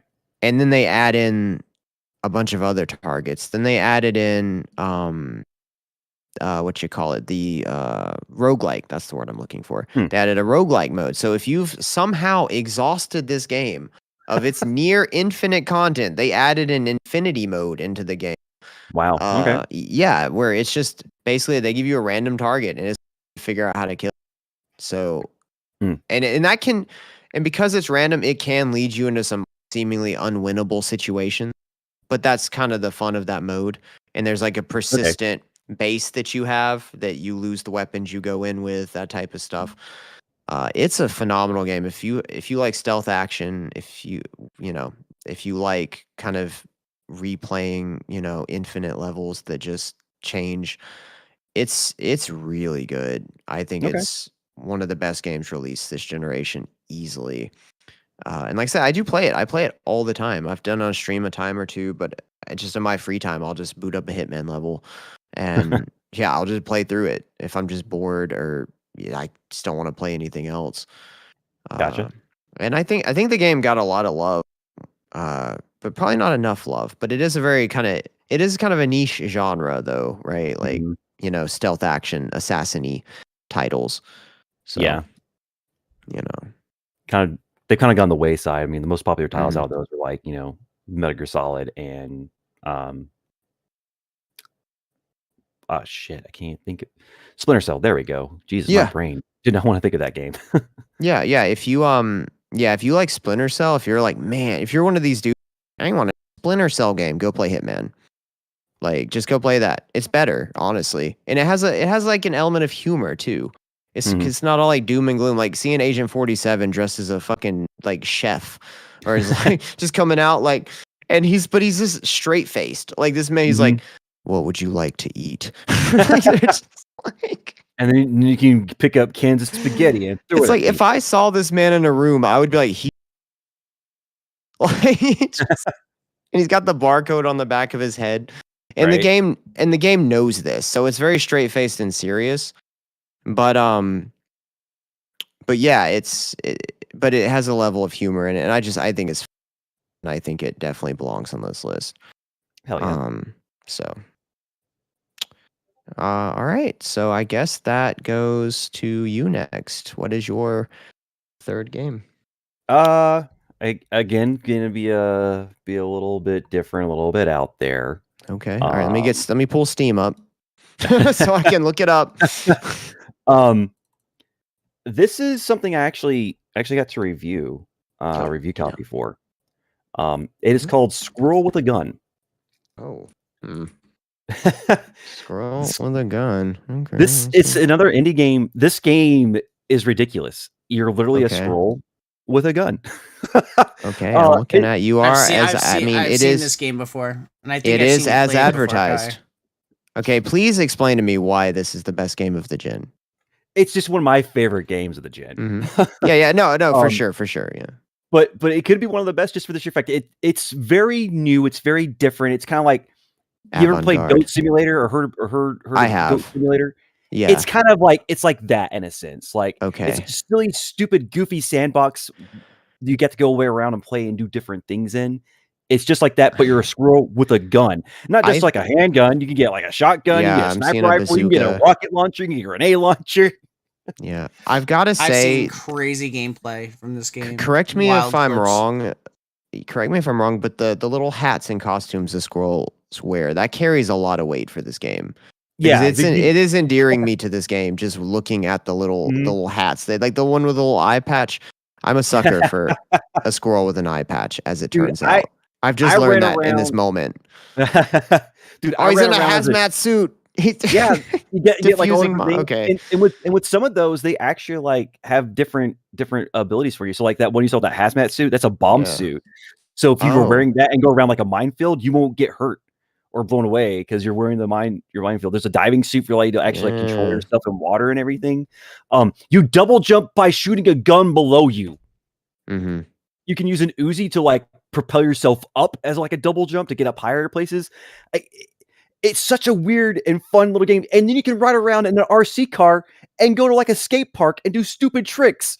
That's hilarious. Okay. All right. You've made a good case for this being okay. It's a really fun game. And again, it's so different and it's very creative in a lot of ways. And it's just fun. And like you talked about, like the fashion and everything, or like the cosmetics and everything. I ran around as an albino squirrel with a rainbow mohawk and a white tuxedo. Do you get to customize your squirrel? Like, so you'll go around and like it's more looks like a puzzle game. So you go and like solve puzzles and do different things to gain access to more areas as you progress through the game.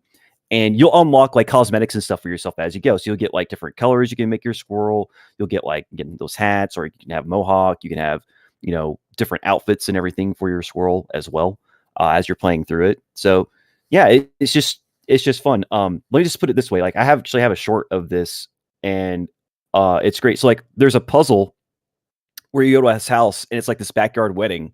I'm like, oh dude, this lady is really sad. She's at the altar, and her hubby or husband to be is nowhere to be found.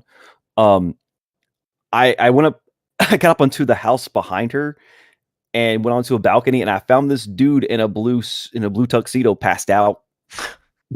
It's passed out. That's pretty good. And there's ragdoll physics, so like I pushed him off of the balcony, and he woke up and then ran to the altar, and that was wow. Okay, that was the solution. Okay. And your whole objective is to get golden acorns because you're a squirrel. So of course, yeah. But yeah, Fantastic. really fun game. Definitely check it out if you haven't. It's definitely worth like $20. Yeah, you've definitely at least sold me on the idea of this game. Like I said, the hats do a lot of the heavy lifting as well. It's just a fun, stupid, silly idea. That's all it is. It's a good time. Yeah. Okay. Cool. All right, man. Zicada, let's get your third one, man. What you got for me? What you got on? All right, on this let list? me see what I got here up my sleeve. I think for my third pick for the gen is going to be an indie game that I paired up with Octopath Traveler 2. This game caught my eye, I want to say in 2020. I don't know if it was before the pandemic or right around the pandemic. I saw this trailer in a Nintendo Direct for this game. It was called Eastward. And I'll put that up. I think I've heard of that. I thought I had Eastward on here. Fuck. Hold on one second. Eastward. It's on Steam, so you should be able to find it. Yeah. It is. Let me put this on the list. Okay. Yeah, it's got definitely a. So this game is interesting. It caught my attention. It had a actually kind of can I play the trailer in the stream? I kind of want to. I want to just. I kind of want to show you what captivated me. I think that this was it's an indie. It's an indie. Yeah. So just give me 1 second. Hold on. Let me bring it up. Okay. While he's doing that, I'll commentate on it. It looks kind of. It reminds me a little bit of Stardew Valley in some ways, but not quite as. Like just the look and kind of feel of things. It kind of has like that kind of like rustic coziness about it, but the graphic style is a little bit more detailed. Okay. Yeah, there's a train too, and okay, let's see. It says it is a journey through society on a brink of collapse, discover delightful towns, strange creatures, and even stranger people. Although recent reviews are mixed. Why is that? Right, simply drags on too long. Okay. Yeah, there's some weird criticisms I think on like Steam and stuff. There we could talk about that, but no, we don't have to. I was just filling time while you guys. This is the trailer that caught my eye. Okay. I just thought it was very. First of all, I'm a sucker for like synth, retro, pixelated graphics. This game, made by Pixpel, who are the same people that Oh, shout out to Chucklefish. Chucklefish. I'm sorry, that's who it was. Stardew Valley. So yeah, you said it's nothing like Stardew Valley, but it does have the vibes. This is actually a little too loud, I think, for the stream. But yeah. So this game, it plays like Zelda, Legend of Zelda, like 16-bit Legend of Zelda, but has a story that's very similar or in the style and theme of Earthbound or Mother. The JRPG series of Earthbound / Mother, and it was, I thought, an amazing story, and I thought the entire game isn't super long. I think I beat it in like 20 hours or something like that, but just a really, really fun game. And the fact that it was made by a very, very, I think like a team of 3 people or something like that made this game. Oh wow, it's a small team, man. Yeah, nice. I believe it was a very, very small team. And this got delayed because of the pandemic, but I really, truly enjoyed it. I don't think it's a 10 out of 10 game, but I think what the game was trying to do story-wise, it has also kind of like that Last of Us feel because it's like a dystopian future. You have the father figure, John, who, finds this mysterious girl, and they takes on like a kind of father-daughter relationship kind of thing going on. Sad dad simulator. Yeah, it's a sad dad simulator in a sense, but I thought it was very good. I thought it was a very compelling story. Okay. Nice. And it really, really caught my attention, and I had a really, really good time with that game. So, with that being said, I don't want to spoil it. I do recommend buying it on a Steam sale. I have to mute this because this is going to come through on stream. But I definitely recommend picking it up on like a Steam sale or something like that, and giving it a couple hours. You know, it may not be for everyone. Like I said, it plays a lot like the old Zelda games. Like you get hearts, and then you got to like upgrade those hearts over time. You get better upgrades to your weapons over time, so on and so forth. Has a really cool cooking simulator in there, kind of like Breath of the Wild, which was really nice. And the story is I think the story is really refreshing and kind of different than what a lot of other games are doing, especially trying to, narratively. So I thought it was really good. And I think it deserves a very, very high place on this list. So that's why it's there. Oh, a very, very high. Okay. All right. Oh, dang. Okay. He's going to be fighting for that one. All right. All right. So we're down to the wire here, gentlemen. Picks. And I saved my controversial pick for last.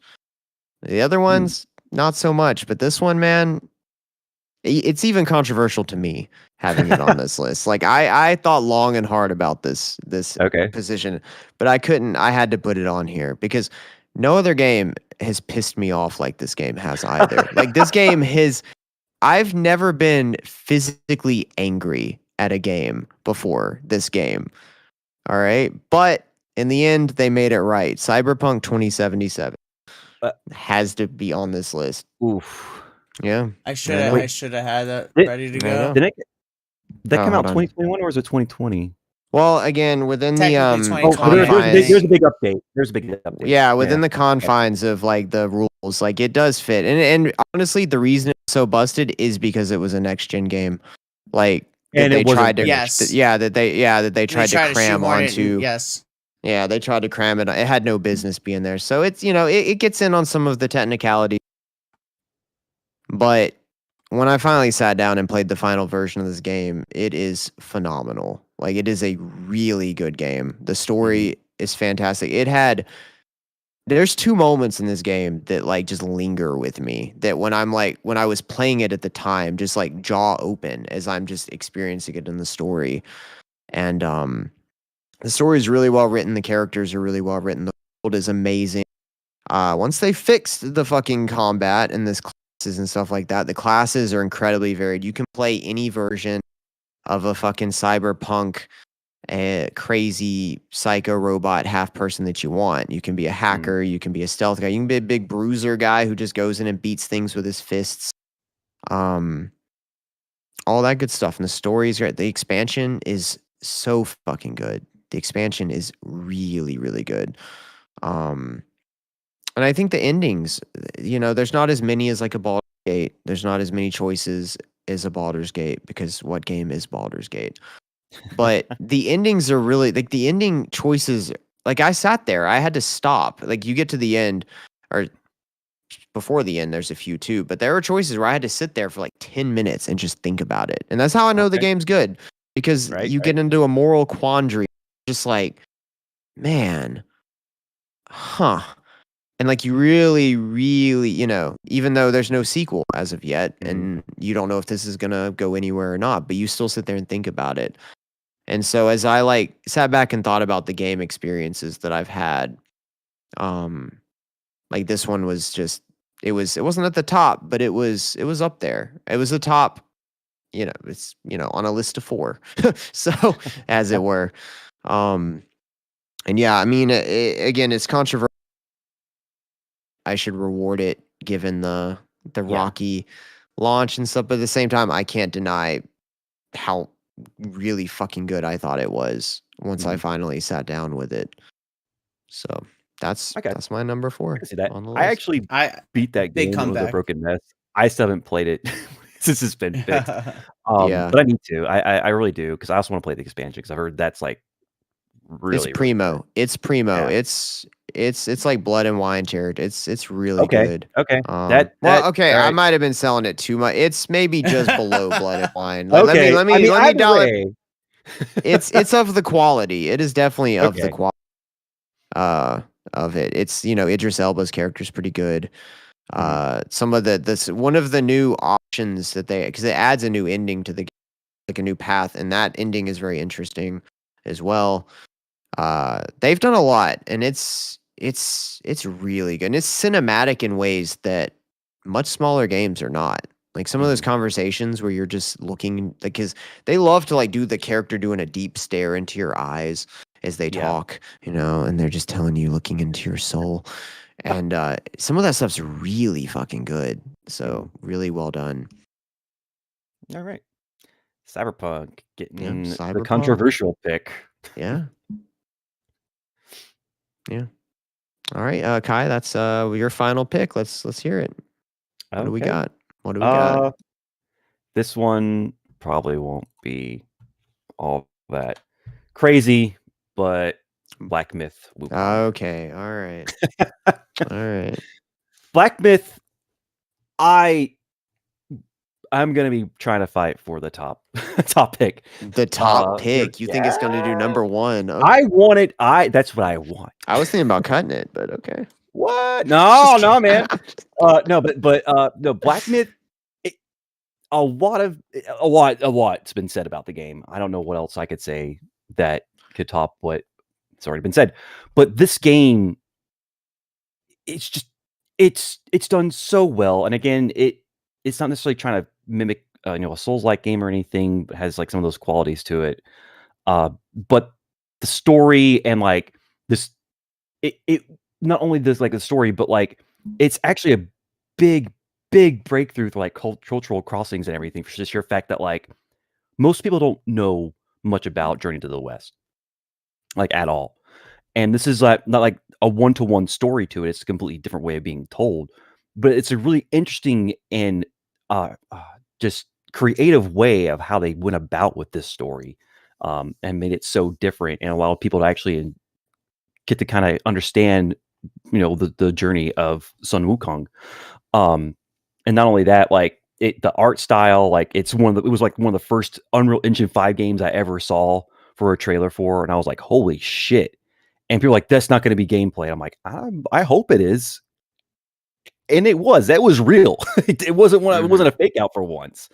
So that gave it that's like a big gold star right there, that they actually told the truth. But the game's fun. I enjoy just going around trying to figure out all the secrets and everything. And not only that, I am going to be breaking it a little bit or kind of spoiling some stuff, but like in between each act, there's a different style of animation that doesn't have like any words or anything, and it's all just done with like music and emotion, and they're all done and portrayed so well. And there hasn't been another game like this one to come out. And again, it's basically a new IP. Again, it's bringing in a story from the East that most people don't know about. Again, crossing a cultural gap. Also, it sold like 20 million copies in its first month, being a brand new title. People are like, oh, it's just because of Chinese. Who fucking cares, man? That game sold. So I think it definitely deserves to be like towards the top, or possibly the top of the list, in my opinion. But yeah, if you played Black Myth, if you heard about it, you probably heard great things. Again, I kind of can't say any more about the game that's already been said. It's so good about it, but it's one of these games. It's like once in a generation of a console or anything. It's definitely one of those. Okay. All right. Fantastic. I will say, for the record, okay. My favorite thing about Wukong is the golden cicada in the beginning of the game. Oh my god. All right. Moving on. All right. That alone should make it beat Baldur's Gate. So no, God, Jesus Christ. Anyway, so all right, Cicada, what's your final pick, man? What are we throwing on this list? This is too hard for me. I have so many that I want to put here. I do have honorable mentions. I think I have to pick this one. I think I'm okay with it being cut, although I do think it is a... like I said, I have some honorable mentions, but I'm gonna put as my last pick is gonna be Fire Emblem Three Houses. Okay. So I wanted to get a Fire Emblem game in there. I personally, I know a lot of people have issues with Three Houses. I personally think Three Houses was really, really good. See, this is another thing with Fire Emblem snobs and stuff. This game was probably a little bit more appealing to the West because of the Harry Potter style, academy thing and the whole school aspect of it. So, and it also had that crossover with like the Persona fans. Sir, I'm gonna have to call foul on this one. It came out in 2019. Womp womp. Oh, then I can swap it out for Fire Emblem Engage, which would be the other substitute. But I think the thing is these games are almost interchangeable. They're the same exact engine. They really are the same generation. But we could swap. I'll swap out for Fire Emblem Engage. But I think I had a little bit more to say about Three Houses. Yeah, I feel like Engage is fine. I was sitting there listening. Fire Emblem Engage is 2023. I have to keep us to the rules, because otherwise we gotta let Skyrim in. And here's the thing: the only thing I know, listen, if we let Three Houses in, we gotta let Skyrim in. We gotta let Oblivion in. We'll swap it for. You gotta let them all in. Either because at the end of the day, I'm okay with either one of these being cut. Like this is not. I'm not gonna really go too crazy because this is Fire Emblem. It's a franchise that really stands on its own anyway. I'll let you keep Fire Emblem on if we can cut Black Myth. Well, no. Yeah, I'm not gonna, like I said, I'm not gonna go up to bat for this, but I do think that this was really kind of important. That's fine because I'll just leave it up there for now. But anyway, like the Fire Emblem Engage. First of all, that was actually I thought Fire Emblem Engage was a little bit better than Three Houses because it kind of went back to the roots of Fire Emblem. Interesting. Although, at the same time, I think Fire Emblem Three Houses had a better appeal to the West. I think Engage did not get the same favorability because it kind of went back to the Eastern roots of the game. But nonetheless, Fire Emblem is just it's a series that had a hard time breaking through to the West. I need to support it because it's one of my favorite styles of games.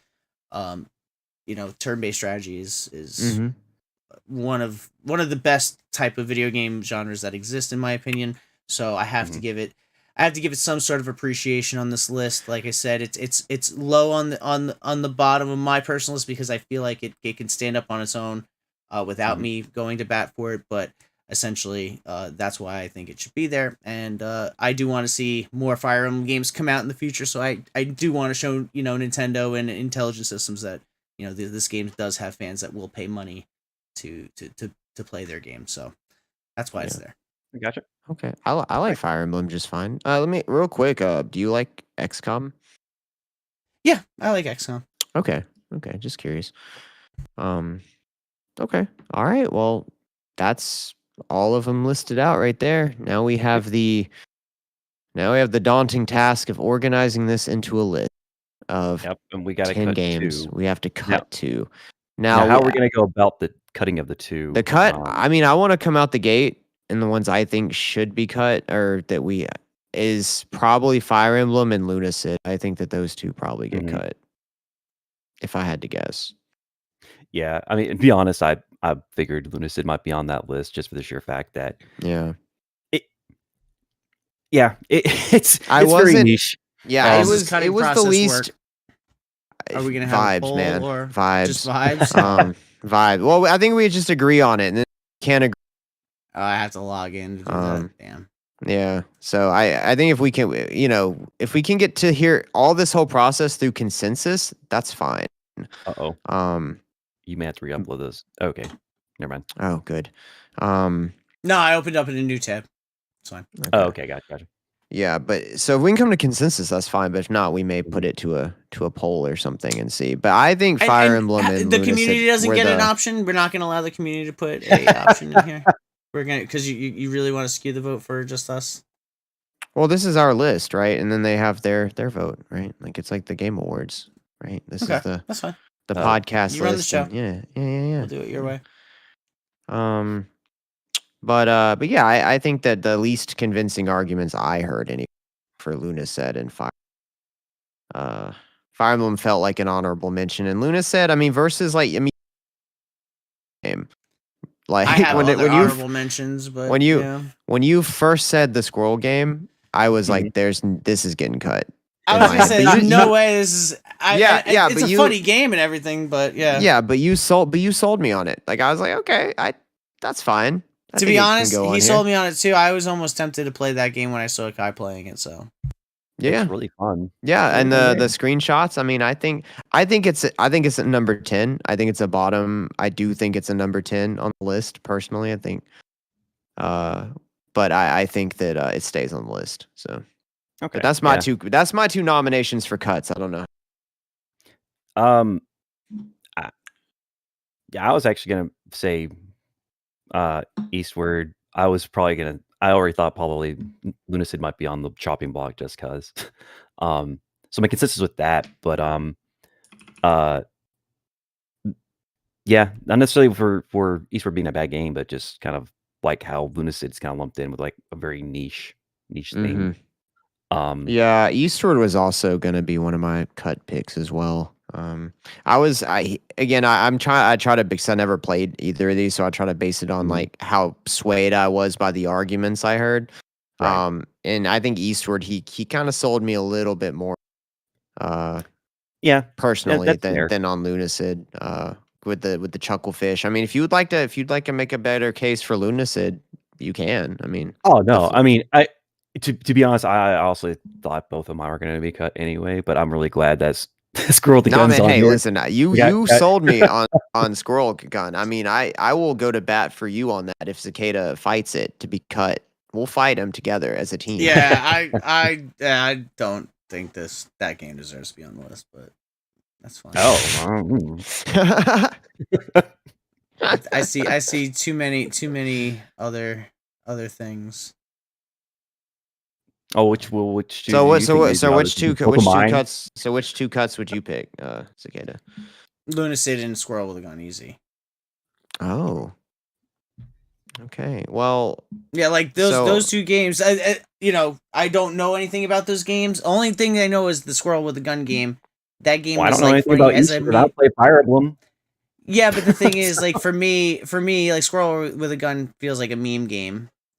Feels like a game that could have been made with AI. The whole enemy that you guys seem to be scared of in the future. Like this is the kind of brain rot that we're gonna fucking get in the future with AI games if your runaway theory actually happens. So yeah, Lunacid and Squirrel with a Gun for me is cut. Dang, you threw a lot of insults out in that little rant, homie. Jesus Christ. You called us basically fearful, small-minded people.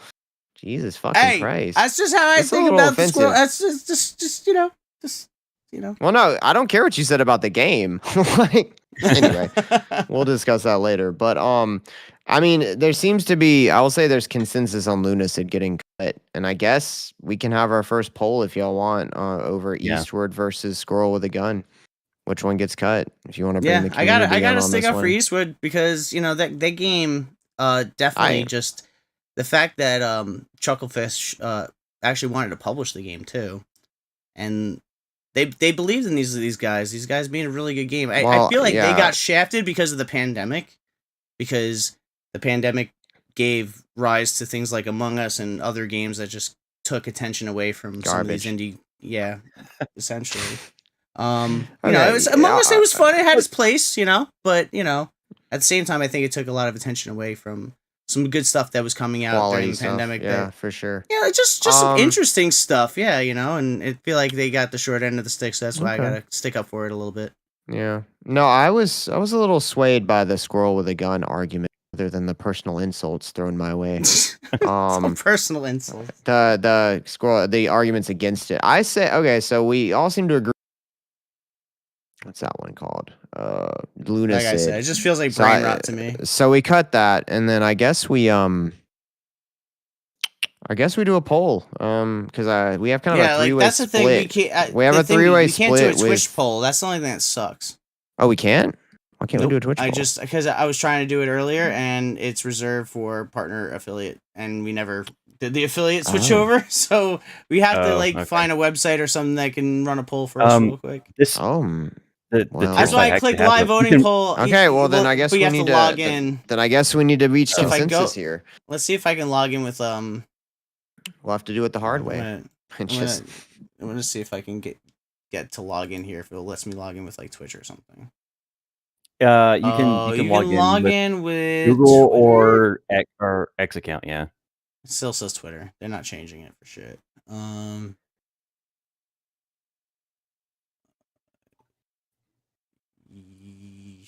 Yeah, that's fine. Whatever. Gave a full permission to my fucking. So wait, no, I want to create a pull from this. Okay, so we have a da da da da da da da da. 1 week. No, we don't want to have. It only gives us vote windows of 1 hour, so we're gonna have to like set our own. Jesus. It kind of sucks. Well, all right. I mean, we can just do consensus then. I mean, we'll just have all to right, do it let's the go hard over way, consensus. It'll be it'll be fast. So what are we gonna do? Just poll. We're gonna just see do a pulse check on chat. I don't know if they're there anymore. We can do a pulse check, or I mean, we consensus amongst ourselves. I mean, to be honest, you did. We don't have no people. Yeah, we could just have chat say, here, pick a game and see if anyone's out there that's can add a little bit to the weight of whatever game that's on the verge of getting. Yeah. So I will say again, I was a little swayed by the squirrel AI argument. I'll say that. Listen, it wasn't meant to be personal insults. I just feel like it's brain rot. And I was drawn in by Kai's heart that he had for the game. I feel bad because I do like the game what's in a wrong way. with dumb fun?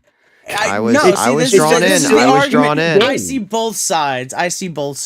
But in terms of like this was always going to be hard, gentlemen. Yeah, it was always going to be hard. This was always going to be hard. Everything else at this game, like if it comes down to like having to pick certain games that Kai has, there's games that I will vouch for a lot more on his list than these games. These are the games I will not vouch for at all on Kai's list, and that's just my reality. But there's other games on his list that I absolutely would vouch for. Yeah, so the other cut I would make is Fire Emblem, but Kai seems okay with Fire Emblem being on this list. Like I said, Fire Emblem is essentially my throwaway. Yeah, well, I like Fire Emblem, but I don't like it that much. And Engage seemed to not really have a lot of support behind it either.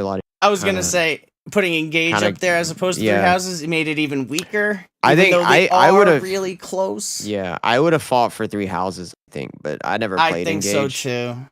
But I didn't play Engage because I saw a bunch of negativity, like some of the stuff I heard. But it's a cool game. It's actually, you get to play as all the original heroes and stuff. They made a cool little mechanic to bring them back. So how about this? So how about this? We cut. I feel like the compromise here. We cut Fire Emblem and we cut Squirrel Gun, but we keep Lunacid. How about that? And Eastward. That's a crazy turn of events. I don't know if Kai wants that one. I think Kai. It's a weird compromise. Yeah. So he's like what? That's a weird compromise. I mean, this is the name of the game, fellas. This is the name of the game. I'm trying to help. This is how legislation gets made. So yeah. Can we get rid of the game that's more niche, but the less appealing one where you play as a gun or a squirrel shooting people? Yeah, I mean, they're my games. I mean, to be honest, we could just cut both of Kai's games. The only that's kind of what I feel like. I feel the thing is, that's. I mean, or how about this? Let's just cut Fire Emblem then. Well, we got to cut 2 games. Like we have to cut 2. We have to cut 2. What I'm saying. Can we add more games and then cut more later? What do we add? Add 3 more games. We'll be here all night if we. Yeah, we did the adding process. I have more games. No, we did the adding process. It was hard for me. I had a short list of 10, so I won't be mad if Fire Emblem gets cut. So that's fine if you guys want to cut it. I'm fine with that. Okay, so we're cutting Fire Emblem. I mean, Fire Emblem stands on its own. And it's an established IP. It's been around. I think Lunacid can go too. I think Squirrel with the Gun wins, but it's a pariah. Okay, all right. So we'll make it. Okay, so we'll kill Lunacid. We'll put Squirrel Gun at number 10. Go ahead and put it at number 10. So they're going down. Yep. Rip. Also, I don't think the tier list is on screen. Yeah, it keeps going away. Yeah, it keeps like. Oh no, I was switching it to upload the images. I didn't want people seeing my entire crazy meme folder window. So. Okay, cool. Yeah, so they're moved down to 10. All right, so we now have our top 10 list. Smidge.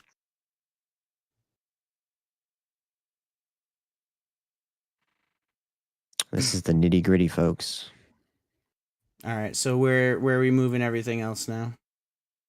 That's the question. That's the question. That's where so the we're moving argument comes from Squirrel. now. Yeah, Squirrel with a gun goes 10 for sure. Yeah. I mean, because it almost got cut. It almost, it.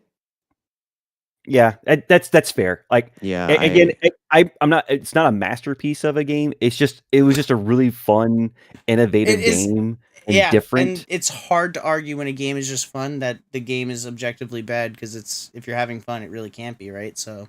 Yeah, and this is our personal list. We just have to, compile it and argue for it to be the official. We're all list. guilty of liking brain rot, and that's a guilty vice many of us have. So. That game also made me laugh a lot. Like, it's really funny too. It made me laugh too, especially in a lot of the clips. I've never played it, but I've laughed at it plenty of times. So yeah. Okay. All right. So we have the first locked in. We've actually done really well. We've cut 2 and we've locked 1 in. Yeah, we're almost there, guys. We're almost there. Actually, just 9 more to go. We're just gonna take Lunacid and Fire Emblem Engage completely off the list. They're gone. Honestly, I think our top 3. We'll get there, but what our top 3 with your games? No. No. Okay. Well, yeah. Well, yeah, my games, but not my games. Well, no. Okay, so let me tell you what I think the top 3. I think it goes Baldur's Gate, Wukong, Elden That's what I think. That might be. Baldur's Gate, Wukong, Elden Ring. I definitely think Wukong deserves to be in the number 1 spot. To be honest, I absolutely. I would put Wukong. I would put Wukong than I had BG3. Wukong is a fucking masterpiece, bro. It's a fucking masterpiece. Baldur's Gate is even more of a masterpiece. I won't argue with that. Baldur's Gate is really good, but it's also an established really IP. And Larian is Baldur's Gate, and then if we have to defer to cultural significance, Baldur's Gate blows Wukong away. Like, by what far. Culture though? Cultural significance to the west or to the east? To this, I don't give a fuck about Chinese culture right now. Jesus. This is the whole game is like American basically culture. like okay, we're getting real protectionist here, huh? I'm just kidding, but I mean, yeah. But no, I also have a very, very fond, I would put Wukong at number 9 on this list out of all these games if it was up to me. And putting it at number 2 is my compromise.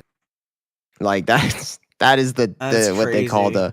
We just need Astrobot on this list now.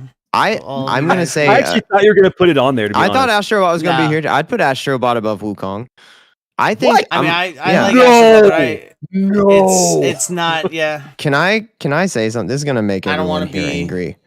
This is gonna make everyone here angry. I kind of think Wukong looks a little like an AI game. A little bit. God damn! Everything I have is AI, guys. I don't know what real video games are. Apparently, I've always kind of thought that. I'm coming out. Is not an AI game. I've always kind of thought that. Fucking crazy good. It is crafted very, blown very away by Wukong. It looks like a tech demo.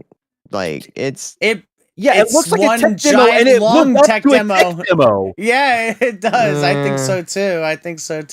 I think it does. Like, again, what they showed as the gameplay for the very first 10-minute trailer was literally what you got on your game. In your game, they did not lie about it. They didn't mix words. Yeah, there was no fluff. There was no footage. Blah blah blah. That was the game, rug and that's pull. what we got. Like, people didn't believe the game was real for a long time too. No, people thought that shit was vaporware. I believed it was real because I didn't think it looked. There's literally people on YouTube saying this was vaporware. This was never going to come out. This wasn't going to be a real game. And then eventually it started looking like, it's actually going to be real. And I think it turned out to be one of the biggest games of last year. Yeah, and not even just counting like the sales and Chinese versus Western sales. The game is just fucking really well made. And again, in the thread, someone was saying that it wasn't optimized, but then they said that they didn't even play the game. They just listened to what other people said, which is kind of like that could have been true. They do day one patches and stuff like that.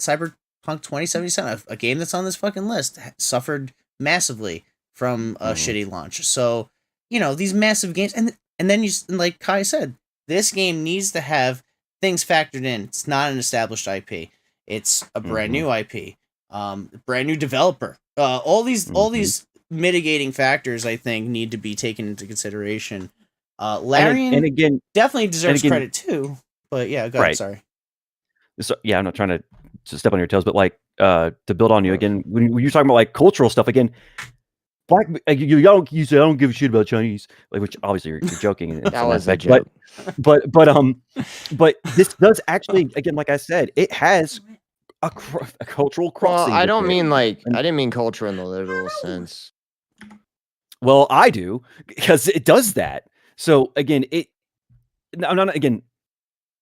cannot say that Baldur's Gate 3 is a bad game. It's a very good game. It's a very well made game, and it's crazy of how much they put into it and like all the different choices you have. And playing that game made me want to learn more about just D&D in general, like all the lore and stuff. Like that's how much of an impact of that game was to me. But for me personally, on a different level, I just feel like Black Myth Wukong hit on a different level. Just for a lot of different things. Again, like just mostly on that cultural side of where it's crossing paths and coming more into the West. And again, telling one of the oldest stories in the world in a completely different and new and creative way. I mean, that deserves. The opening cutscene in that game is fucking amazing. Can I just say that? It's insane. That opening cutscene in that game is fucking. I've seen it, and I've seen the opening cutscene of Baldur's Gate, and I think the Baldur's Gate opening cutscene is infinitely better. I was a little confused. Well, maybe not infinitely better, but better. You were a little confused. I was like, what were you confused am about? I on a fucking alien spaceship? Like, what is happening? You are. I mean, I came to terms with it, but I was like, it's not where I thought I would be immediately on joining that has game. a very weird lore where things are all mixed together. And you learn about it. I mean, you're supposed to be a little like discombobulated, and then you learn about it. That's the whole point.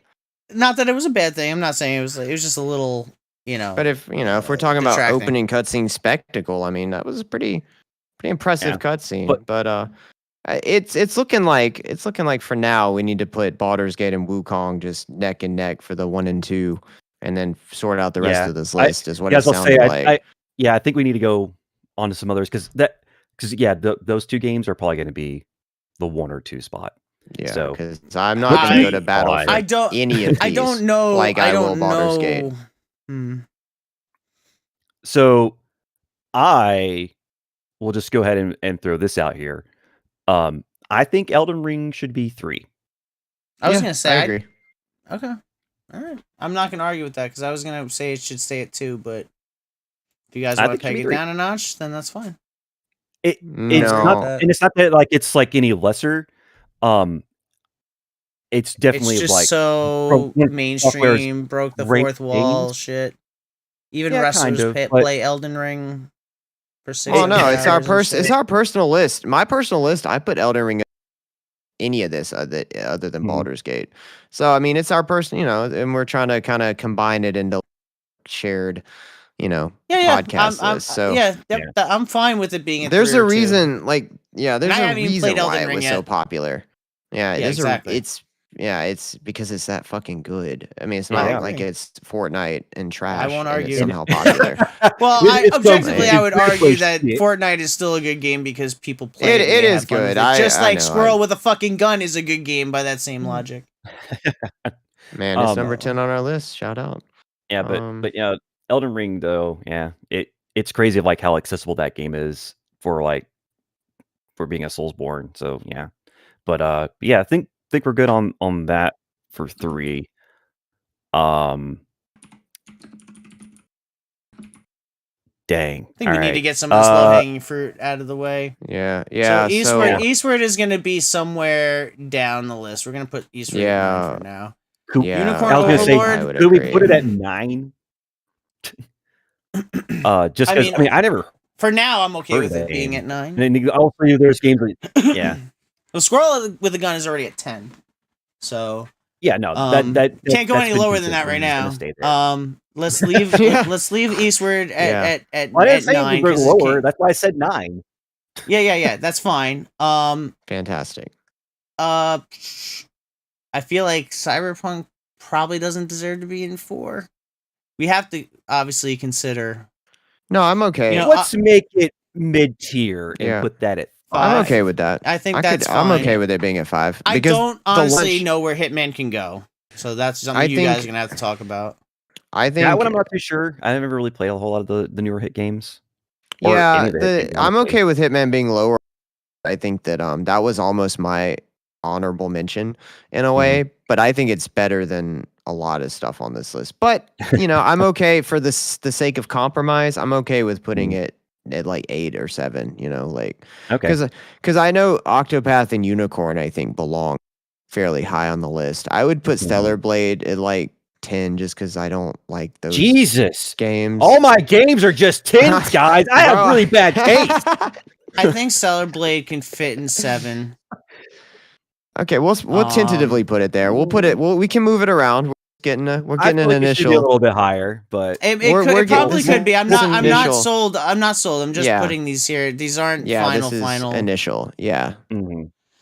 This is just kind of a recalibration here. Because Listen, I'm having a hard I time. will even I will thinking say where I'm gonna this. put Unicorn and Octopath myself. Yeah, I will say this about Cyberpunk because of its shitty fucking launch and my own consternation about it. You can put it wherever you want, except for 10. Yeah, it doesn't deserve the 10 spot. Yeah, I feel like yeah. Cyberpunk. We already have deserves that to be almost dedicated. anywhere except for last place, kind of, because it's just because like, it's a great comeback Well, do you wanna- story, but at the same time, it's a phenomenal game. But yeah, Well, it do you had wanna move that further down to 6 instead of 5? you can pop it if you want to put. Yeah, if you want to pop it down, and yeah, you can. That's fine. Again, That's I what don't Kai like it wants to higher than see. Stellar Blade, but I'm over. Yeah, I'm trying to be. I'm trying to be. Where I become very unreasonable.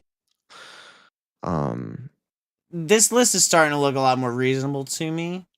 I'm still Yeah. having an issue with as much like it's really hard. for So- me, but I'm gonna have to put Unicorn so- Overlord further down the list, even though I like Octopath at 4. I like. 'cause Yeah, Octopath okay. is people really love some Octopath. if you're gonna Mhm. back that, I can back that too.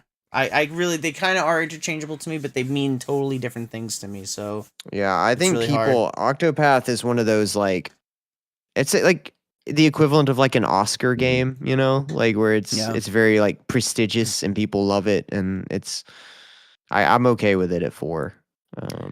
yeah, um, I'm okay with it at 4 too. I How do you feel about this guy? I mean, Eh. so- I mean, I'm a little I biased mean, right now. I'm trying to get I'm trying to get Stellar Blade higher, dude. Um, I just got you from feel like 7 to I feel like 5. Stellar Blade should be like at the number 4 spot. I just again, it's again a new breakout title, brand new IP, brand new developer. if you wanna negotiate with Cicada like, on 100 that, copies. So I mean, that's you're where I'm at gonna. on that. I mean, I've already given you lots of favor on some of these. Yeah, no, Oh, damn. I'm just giving up my arguments. yeah, if you want to negotiate with Cicada, if you 'cause want to exhaust, the favor, then I might have to, move my opinions on the top spot, but oh to you. damn, No, and I get this that. is I get that. damn. So, that's here's- hard negotiating. Right. Well, and then yeah, because I did honestly. get Celebrate from 7 to 5. Just saying. right. You did. And then honestly, like right now where we're at, you can go ahead and just move Fire Emblem down to 7. Just do that, I guess. Or it could be interchangeable with Hitman. Well, we don't have Fire Emblem. You mean And Fire Emblem's Unicorn? not here. I mean, wait. Oh shit. I'm sorry. I looked at Yeah, that Fire wrong. Emblem got Unicorn. cut. Unicorn. Um, Yeah, Fire Emblem is in the grave. R.I.P. So, I don't know. So To be honest, whatever one from the top spot Mhm. pushes all this shit down. Because really, I mean, the only thing Are we Only putting thing- Unicorn over Elden Ring? yeah, you're I don't think so. like- I think we could. I was just gonna say. I think we could Yeah. probably move Elden Ring to 2 because that's where I thought it originally should have been. Mhm. I still And think it's good at the spot. But if we move Elden Ring to 2, then I'm probably more willing to move one of the other ones down or swapping it out for another spot. But I would like for either Octopath or for Unicorn to at least be in 3.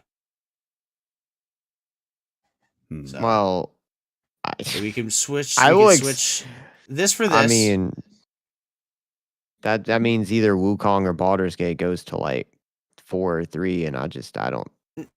Well, no. The way I'm that. looking at it is Elden Ring is gonna end back up in 3. Oh, okay. The way this list is essentially this is the stack, and then He's gonna push it whatever down. one. Would you put Unicorn over Octopath? I mean, it's your list. No, I would actually not, to be honest. Yeah, because I personally, yeah, it's your list. But I think Octopath probably.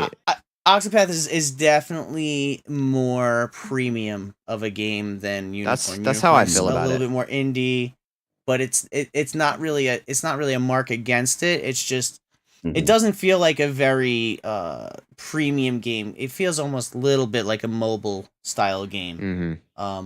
But it's still really great, and it's obviously everything's there. There's no DLC. It's no gacha mechanics, so it's a full complete game. But yeah, so okay. I definitely think Octopath should probably be a peg up. Okay. So really, it's going to come down to Baldur's Gate and Wukong, and honestly, I have opinions. So but I'll let you guys fight it out first. Well, yeah, we need to sort out the rest of this kind of bottom part of the list here. I mean, yeah. Because really, that's going to get all bumped down, and so Cyberpunk could be at 7, which again I'm okay with. Again, like I think everything has to be bumped. Yeah, my bottom 2 picks, I accepted. I thought Hitman might get cut, honestly, till I saw. I'm surprised it didn't get sniped. But it's I'm happy that all my games are on the list. So. So I'm good with the bottom 2 being. You also pick very safe, like industry, top games. So, because there's also games here that you guys picked that I would have picked too, but I knew you guys were gonna pick them, so I wanted. to pick games for sure. I mean, I gotta go with curveballs. Yeah, there were other ones I considered, but I thought about like a lot of them I just wouldn't even care to fight for, and that just doesn't make for fun. Or I'm I don't know, guys, put my games like Age of Wonders 4. Like that's probably one of my games of the gym, but like I'm not gonna fight for that against some of this other stuff. I'm not gonna try to convince you that Age of Wonders beats Baldur's Gate or beats or that 40K game. Or 40K, Space Marine. Oh yeah, there's the Warhammer one too, but Space Marine, was on that list. We didn't even put Space Marine on. I didn't even get the chance to really play it. That's another game I wanted to co-op with everybody. Yeah, there's some good ones. Helldivers might have made the list. There's a lot of Helldivers. Man, there's so many games. We're so blessed.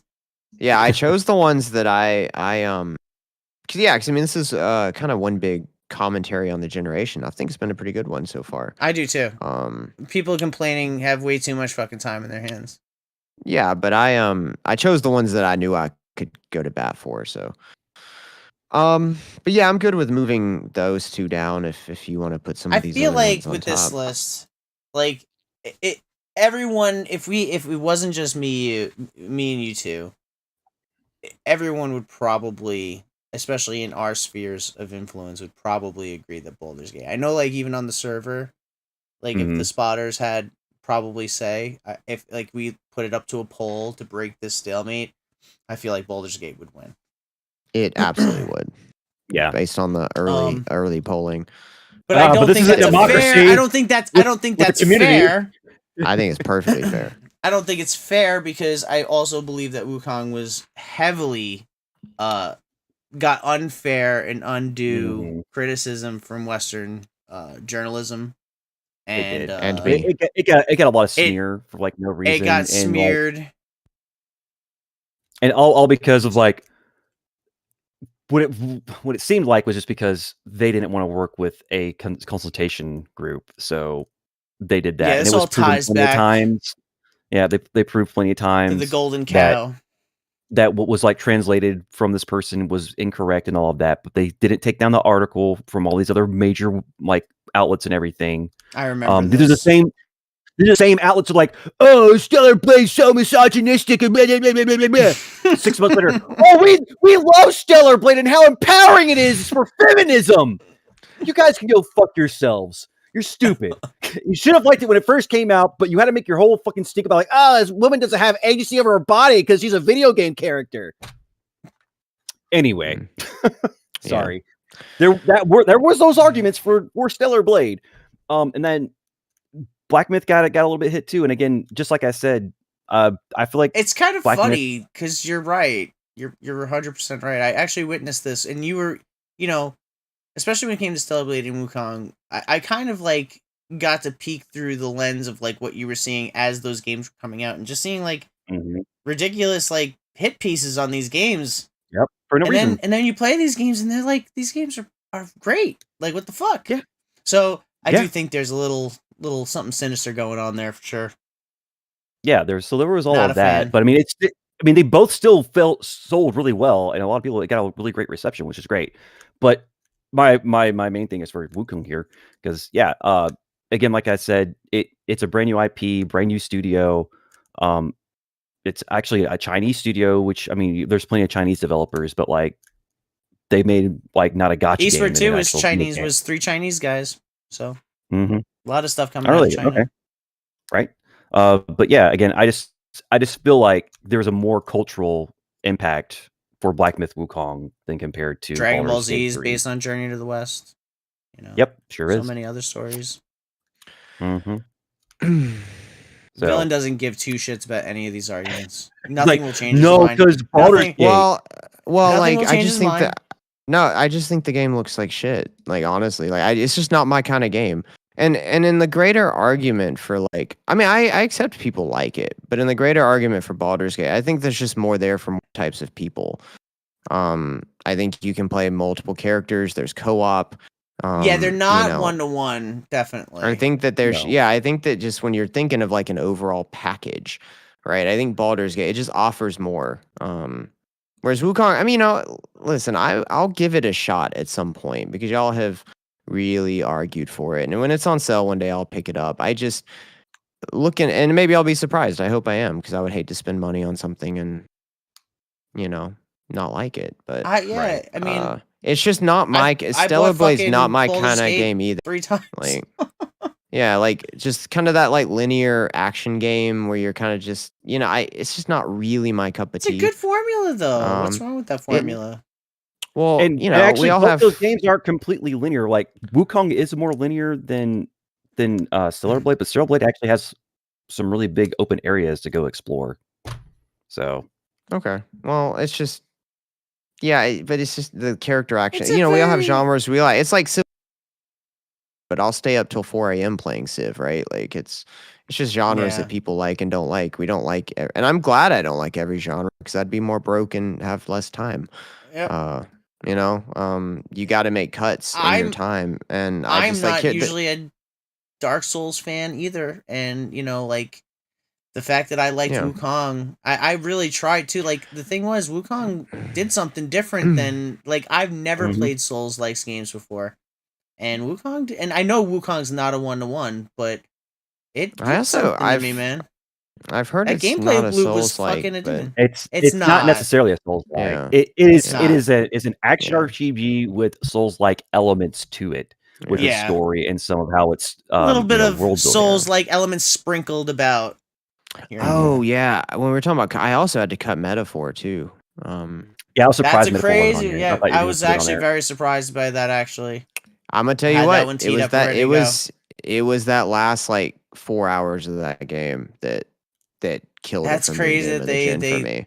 they choked Like up they the lost ending me like in the that. last. I mean, like it's still fantastic. I think it's phenomenal. But like those last really it was like 10 hours. Like those last 10 hours of that game, I was begging for death. I was begging for it to be over. That's 'Cause crazy. It's like because Wow. I already it was such a like you already, by the time you get to that point where there's 10 hours left in the game, you already know you already know everything, so you're just waiting for it to peter out into the ending because there's no surprises after that, and it took like 10 hours. So yeah, I honestly I didn't get to it. I got like close to the end of that game. I put 80 hours into it, but I wasn't at the end when I thought I was. So when you told me what that, and I was like, oh, that kind of makes me not want to end it now or go play it now. yeah, the ending. I think the ending of that is written that it knocked it off the list. I considered when I thought very deeply about this list, and I couldn't put it over Cyberpunk. That's how good Cyberpunk is as a game for me anyway. It spoke to me a lot. I think the writing in Cyberpunk is also infinitely better than Metaphor. Yeah, I bought Cyberpunk based on your recommendation, to be honest. So. Yeah, but so that's just where I'm at with it. Like I said, I think that when we get down to the nitty gritty, I think Baldur's Gate is just an all around. I do get where Villain's coming from with just like. I think Wukong it's more niche, appealability. Anyone can kind of get into the world of Baldur's Gate, but then again, Wukong is more kind of tapping into like an old story, good storytelling. My concession here in this whole thing is, and it's a big one, is not arguing that Elden Ring also beats Wukong. Because if we're the battle of the Souls likes, I mean, Elden Ring destroys everything around it. So I mean, but I'm good with Wukong for the concession, for the brotherhood and the coming together. I'm good having it above Elden Ring. So Wukong got me to play it. Elden Ring, with all of its fanfare, I still never ever installed it on any system I have. So yeah, it's not for everybody. I mean, it's and again like we just established too, Wukong is not a Souls-like. It's an action game. Yeah, it's a and that's why action game. So that's why I kind of like Wukong got me, but Elden Ring didn't, because it's not really a Souls-like game. Yeah, and I think it's a bit more approachable. Although Elden Ring is the most accessible Souls-like game, or Soulsborne game rather, from software that was ever made. You can't pause it, right? That was like one Twitter thread I saw where you can't pause in Elden Ring. What? You can't what? I'm sorry. You pause the game, like you can't pause. Oh, pause. Yeah. You can't pause Elden Ring. It's just like, it's like crazy. Because like that's like I think like I know, but I think like it's like some kind of like ADA requirement or something like that. People were complaining about it on Twitter or something. It was funny. Yeah, no, there's actually been like some argument videos about like you can actually pause a Dark Souls or Elden Ring game and be fine. You could pause anything on a PS5 or an Xbox by just going to the system menu. It does like an automatic suspend of the game, saves it into memory. Yeah. So yeah, the arguments are kind of ridiculous, but okay, people argue about anything. If we're talking about accessibility, Elden Ring's platinum or average completion is 55%.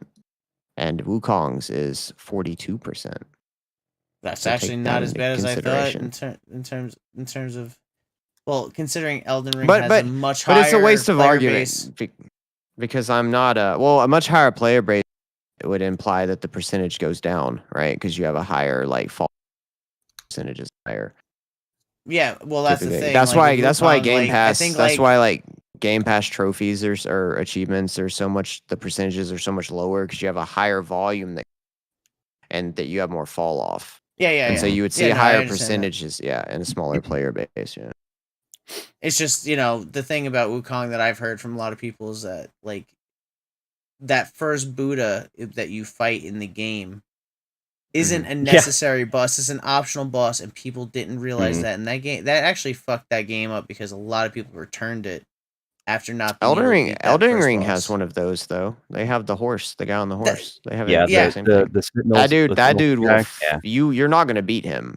No. But this is a pointless argument because I'm okay with it beating Elden Ring on this list. I was just saying that if I could argue it is what I'm saying, and I'm not above making concessions. I don't know, man. Well, this is a World War I trench warfare situation here. It is. This is a toughie. I mean, to be honest, I don't think Villain and I are going to be able to. we're pretty firm in our stance on this. Yeah, I we're mean, not We'll I have to have meet to be in a a field. tiebreaker. We'll have to meet in a field somewhere, and yeah, you're gonna have to be a tiebreaker, or it could be chat. But yeah, it's up to you. Yours, I Ikeda. really feel like it should kind of be I will. delegated to chat, but I think that will I will. automatically give Baldur's Gate the upper hand. If I break the tie, then that gives Wukong the upper hand. So Yeah. So I mean, Can but we that- trust? Can we trust someone to flip a coin? that would be fair. I have there, a like- quarter. I have a quarter right here. Well, yeah, but we Actually, can't see you. because I go to Like- Aldi, I can- so I have I mean, quarters. I don't have coins. I can flip an AirPod case. All right, hold on. I got a coin. Yeah, I got some. Oh awesome shit! I quarters can't right believe here. this is coming down. Oh, roll a dice. I'll even. Oh, I have dice That's too right that's here. hilarious. I do have dice too. I have a lucky. I can't die. believe this is. I can't believe Okay. this is coming down to a coin flip. This So- is hilarious. It's gotta. Uh, No one's gonna agree. So, who wants to call the flip? I'll let. between you guys. I have terrible luck with these things, so I'm gonna let someone else call the flip. You know what? Fuck it. I'm gonna go tails. I was I'm gonna gonna go say. tails. Give me tails. Tells. Tails wins. Tails wins Tails- Baldur's Gate. Baldur's Gate 3 is Tells. I want to see your hand at all times on the camera. Do not. Okay, at all times. All times. Yeah. Okay, so yeah. Tells Baldur's Gate. Heads Wukong. Okay. All right. I can't see it. Is that tails? It's tails. tails. Let's go. It's tails. Let's It's go. tails. Fuck. All right. All right. That's it. All It's right. decided. Everyone's Yeah, getting we Yeah, got no, Mo's it's going before flip. Hoes in the chat as well. But you know, Man, it couldn't what? fucking I'm Wukong happy couldn't with even this win in outcome. our own list. Fucking got fucked at the Let's fucking Game go. Awards. I'm happy with this outcome than the Game Awards. They can go fuck themselves. True. I think regardless of the order, I was gonna troll and put Final Fantasy VII Remake on here, but I that no, would have been no, hilarious. I would have didn't fought need- for I number didn't need- one. I I would have didn't fought need for to number press- one for that. Yeah, my Just stress to level's fuck with already too Kai. high. I You would. couldn't have put Remake on there because it came out in 2020, but you could have put Rebirth though. Unfortunately, I would have. Yeah, I would have I fought definitely Rebirth could've number found- one just to troll Kai. Just to troll Kai. Oh god, I hate that I game so literally, much. I had like a split second to be like, should I just like throw this whole thing by putting troll shit in there and making this chaotic? And then I was like, That's I hilarious. don't know, man. It's too unpredictable. Shit might just go crazy. It might go south. So I think that no matter what way and you, you already think I'm look at- hurling personal insults at you for liking Squirrel with a gun. So I'm glad I didn't Right. do that. I, Jeez. regardless of how you look at this, though, this is a great list. This is a fucking fantastic list of shit. I do. Like, I'm if not you- mad at this. I'm not mad If you at sat this. down, and just played this list of games, like you'd It's a be set fucking for the great whole list. fucking Yeah. year. Like you'd be Yeah. set for the whole fucking year. So I think this worked out well. It went exactly how I thought it would. I didn't think it would end. I didn't think it I'm would very end in a happy coin Eastward flip. actually made it. I'm actually really happy because I really liked Eastward. It's a hard game to explain, but it's yeah. it's a Yeah, I was- very cool little game. That's why I was like, I kind of thought maybe Eastward when we were talking about like cuts because I looked at the trailer. I'm like, okay, I don't know what I'm looking at, but yeah, Play the game. I think You know, it's very hard to explain, but it captures a specific type of feeling and vibe. I got you. Okay, 80s but yeah, retro synth pixel yeah. graphics dystopian future. If you like Mother or if you like Earthbound and you like Zelda, I've never in played. theory, I haven't played Earthbound. this is like or- you never played Earthbound. Never played Mother. Oh, Never played Mother well, 1, do you 2, know? or Do you know 3. of like the aesthetic? Yeah, I'm There's familiar like with. a Mother. Yeah, there's style. like a Mother / Earthbound style / aesthetic. If Zelda and Earthbound had a baby, this would be the game essentially. It didn't decimate. Pulling things up over out of proportion. It decimated. We had to stay here It for like did. 20 minutes and argue which one would be first. We won the dice roll. Hey, y'all, you mind your business. Mind your business. See, It I came knew down to Bose. a I knew coin Bose. flip. We're celebrating. We're celebrating It the is- chat it- our victory. Yeah, it should have been a die roll, but yeah, either way, it's ironic. I knew if we left it to the chat anyway, this outcome would have been the Baldur's Gate same. 3. But still, So I'm happy with Wukong at least made second, and Stellar Blade's mid tier because it kind of is. Although I still like the game a lot. Mostly with that game, it's like the story makes it kind of mid, but the music's fantastic in it. Holy shit! I heard it. I've heard good things about the music and the production and stuff like. It's just not my style of game, and that's fine. Not everything has to be, right. Of course. I can't go to bat for it because I just it's fun. Like the pairing system of that game is really, really fun. Yeah. Like how that Cicada made a lot of strong picks too. Like I like Unicorn Overlord a lot.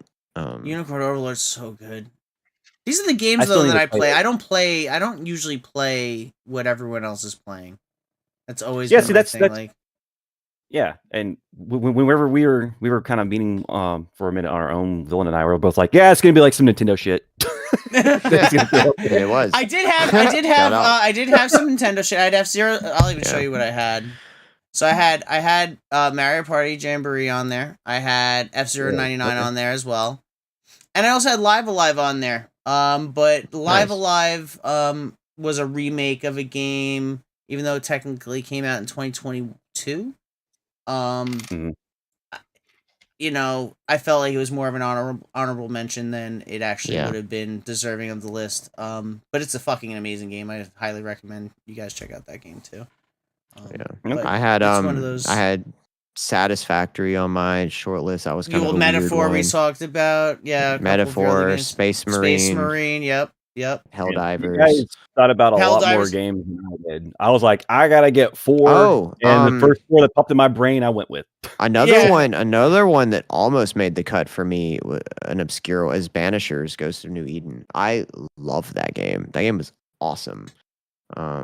So that one almost made the cut too. Again, there was a lot of hard. About Wukong applies to BG3 tenfold. Damn, you got a big fan in there. You and Bose. That's my boy. Bose before Hose. That's my boy. Did you see the clip? Did you see when Bose was on the raid train? Bose is a dude. But yeah, when Bose was, I didn't know. I didn't want to assume. But the clip that I have from Bose's stream, I think it was a female doing the comms in New World, and they were doing a big PvP map or whatever, and it was really fucking cool. I really liked it. Nice. I posted that clip in the server. You should check it out. That's awesome. But yeah, they're big into Baldur. They're D&D, Baldur's Gate, all that shit. Bose is all into that. So. And since we can't do polls, we'll just have to go with the votes. We gotta monetize the channel for next time. The the community game of the generation is Fortnite. Fortnite. Followed by an equal tie between Baldur's Gate and Marvel Rivals. Rivals got a lot of love from the community too. So. I saw probably equal support for us now is just Rivals anyway. Yeah, Rivals still has a lot of that, new car smell going on. So yeah, I saw equal support for Baldur's Gate and Rivals, I think, in the stuff I was reading through. But Fortnite by far it was insane how far Fortnite got in all those mentions. He even got like Twitter votes for Fortnite. A lot of people we got main Twitter Fortnite. votes. Fortnite is a very popular game. There's no. Well, I think people in some way probably thought of it more of like a general impact thing and less of like maybe their personal favorites. Right. I think they maybe thought of like, well, this is like the most impactful, like this is the one that people do the most type thing, which is fine. That's certainly a way to look at it for sure. We took a more like personal touch with it for our list, but Fortnite, came out 2017. I find it hard to believe that Fortnite is like anyone's favorite game. I think it's just something people play, to kind of. It is though. It is people. You know what I mean? Game. Yeah. It is. It's a lot of people's favorite game. Like, I mean, dude, this is what's turned me off most about it, and I guess it's just kind of like how internet culture is, though. It's just like most people who I want to like support for like streaming and stuff, they're all playing Fortnite. Everyone plays fucking Fortnite, and I'm like, oh, Fortnite, cool. But is that because it sells, or is that because it? You know what I mean? I don't know. I've just never met anyone. I've met people who play it a lot. but they'll never be like, this is my favorite game. They'll be my favorite game's like or something like that. But they play Fortnite endless. You know what I mean? Yeah, but I mean that's what the community wanted, and that's if it's your favorite game, though, we are here to serve the people. You know, that is right. True. Yeah, true. Yeah. Yeah. The thing is, like, Fortnite's just an easy game to pick up and put down. A lot of people, it's easy for streaming because they don't have to invest in time into it. They don't have to worry about taking a 5-day break. If you're playing a game like, Elden Ring, Wukong, that's like you got to commit to that shit. You got to see it from start to finish. Yeah. Otherwise, your content kind of looks choppy and inconsistent. So if you're gonna do a whole playthrough of a game, you gotta go all in. Whereas Fortnite, easy to just fucking pop in, pop out, do a couple of matches, 3 hours go by, stream's done. So that could really be said about any multiplayer game, honestly.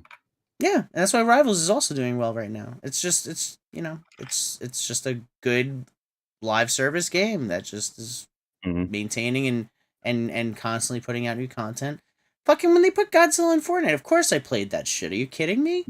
Fucking, I ran to that portal like fucking, I ran for my life. I ran for my life trying to get to that portal, and then as soon as I became Godzilla, I'm running around like a fucking kid again, just, obliterating the whole map, using my atomic fire breath, stepping on people. It's hard to not recognize, like, the monumental impact that game has. I've spent probably hundreds and hundreds of dollars in Fortnite and skins, battle passes, the whole kit and caboodle. So you and like 20 many other people. Yeah, it makes a lot of fucking money. I mean, it's you can't argue with that. I mean, it makes so much money that Epic doesn't make any actual games anymore. They just focus on Fortnite. Well, I mean, as a business, you can't blame them. Primary. You can't. That's why it's taking like 12 years for fucking GTA 6 to come out. Other than they were developing Red Dead Redemption 2, because GTA Online just prints the money. Yeah, it's true. It's definitely true. These business. I also think that just game development in general is just getting exponentially harder. It depends on a lot more to it, and how big their teams are, and how focused on what you're actually focused on, actually developing a game or making something to make you money. That's a big part of it. but yeah, we're done with the list here. We hang out with everybody. Yeah, and we're clocking in over a little. Yeah, we're right 3 at hours 3. now. Yeah, we really hashed that out. So but yeah, I guess That we'll was start bringing pretty this well thing over, to a close. running time there. Just some little podcast housekeeping before we close out. We're definitely going to be looking to do some more community, and their greatest stuff. I like this one a whole lot. We might do something similar. There's all kinds of lists we can do, and stuff like that. So, and also we're going to have some scheduling stuff that we're probably going to be announcing at some point. Some changes there. We just got to hash out some of the deets. And so we'll pass it over to Kai real quick. Where can people find you, man? And what are you going to be up to? Yeah, I mean, you can find me on all socials, just at Kainetsu, except TikTok. Someone took my name. My name is Kainetsu01 on TikTok. Jeez, at least it's not XX. Yeah. Oh God. Just like back in the 2000s. Oh, my name's XX. Blah blah. Anyway, right now, I'm kind of taking a backseat on content creation just for some personal things going on in my life. So I'm focusing on a lot of other things at the moment, but I will be around for the podcast as usual. But yeah, other than that, that's me. Nice. All right, and Cicada, what about you, man? What you gonna be up to this week? I'm just constantly just trying to get new things done. You guys can find me. Well, obviously, the next couple weeks probably gonna be gearing up for Nintendo Switch 2 things, because that Direct is gonna be coming up in the beginning of April. So looking forward to that. But yeah, you know where to find me. We'll probably have a whole episode for that. Yeah, we're probably gonna need that. It's too big not to. Primary way to get to talk to me is either through Discord or on my X/Twitter, Cicada Prime on all socials. So, and occasionally do stream on Twitch. So if you want to catch me out on there, that's cool too. So yeah, that's it. Nice. And I am True Villain on Twitch, where you will find me probably playing a crap ton of Monster Hunter over the next week or so. So, but that's it for us, I guess. So we'll see you next time. Thank you so much for coming out, voting, watching us argue, all that good stuff. So Baldur's Gate 1, of course it did. We beat them. We beat Wukong, everyone. We beat them. Have a good night.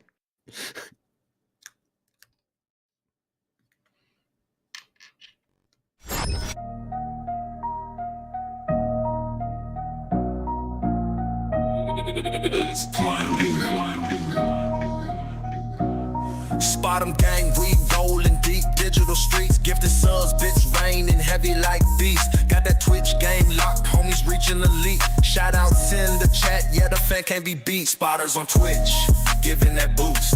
Raids in the night, juice up the views. Homies rise high, no excuse. Subs and bits, always bringing the rules. Hustle on stream, grind never stop. Chat blowing up, climbing to the top. Viewers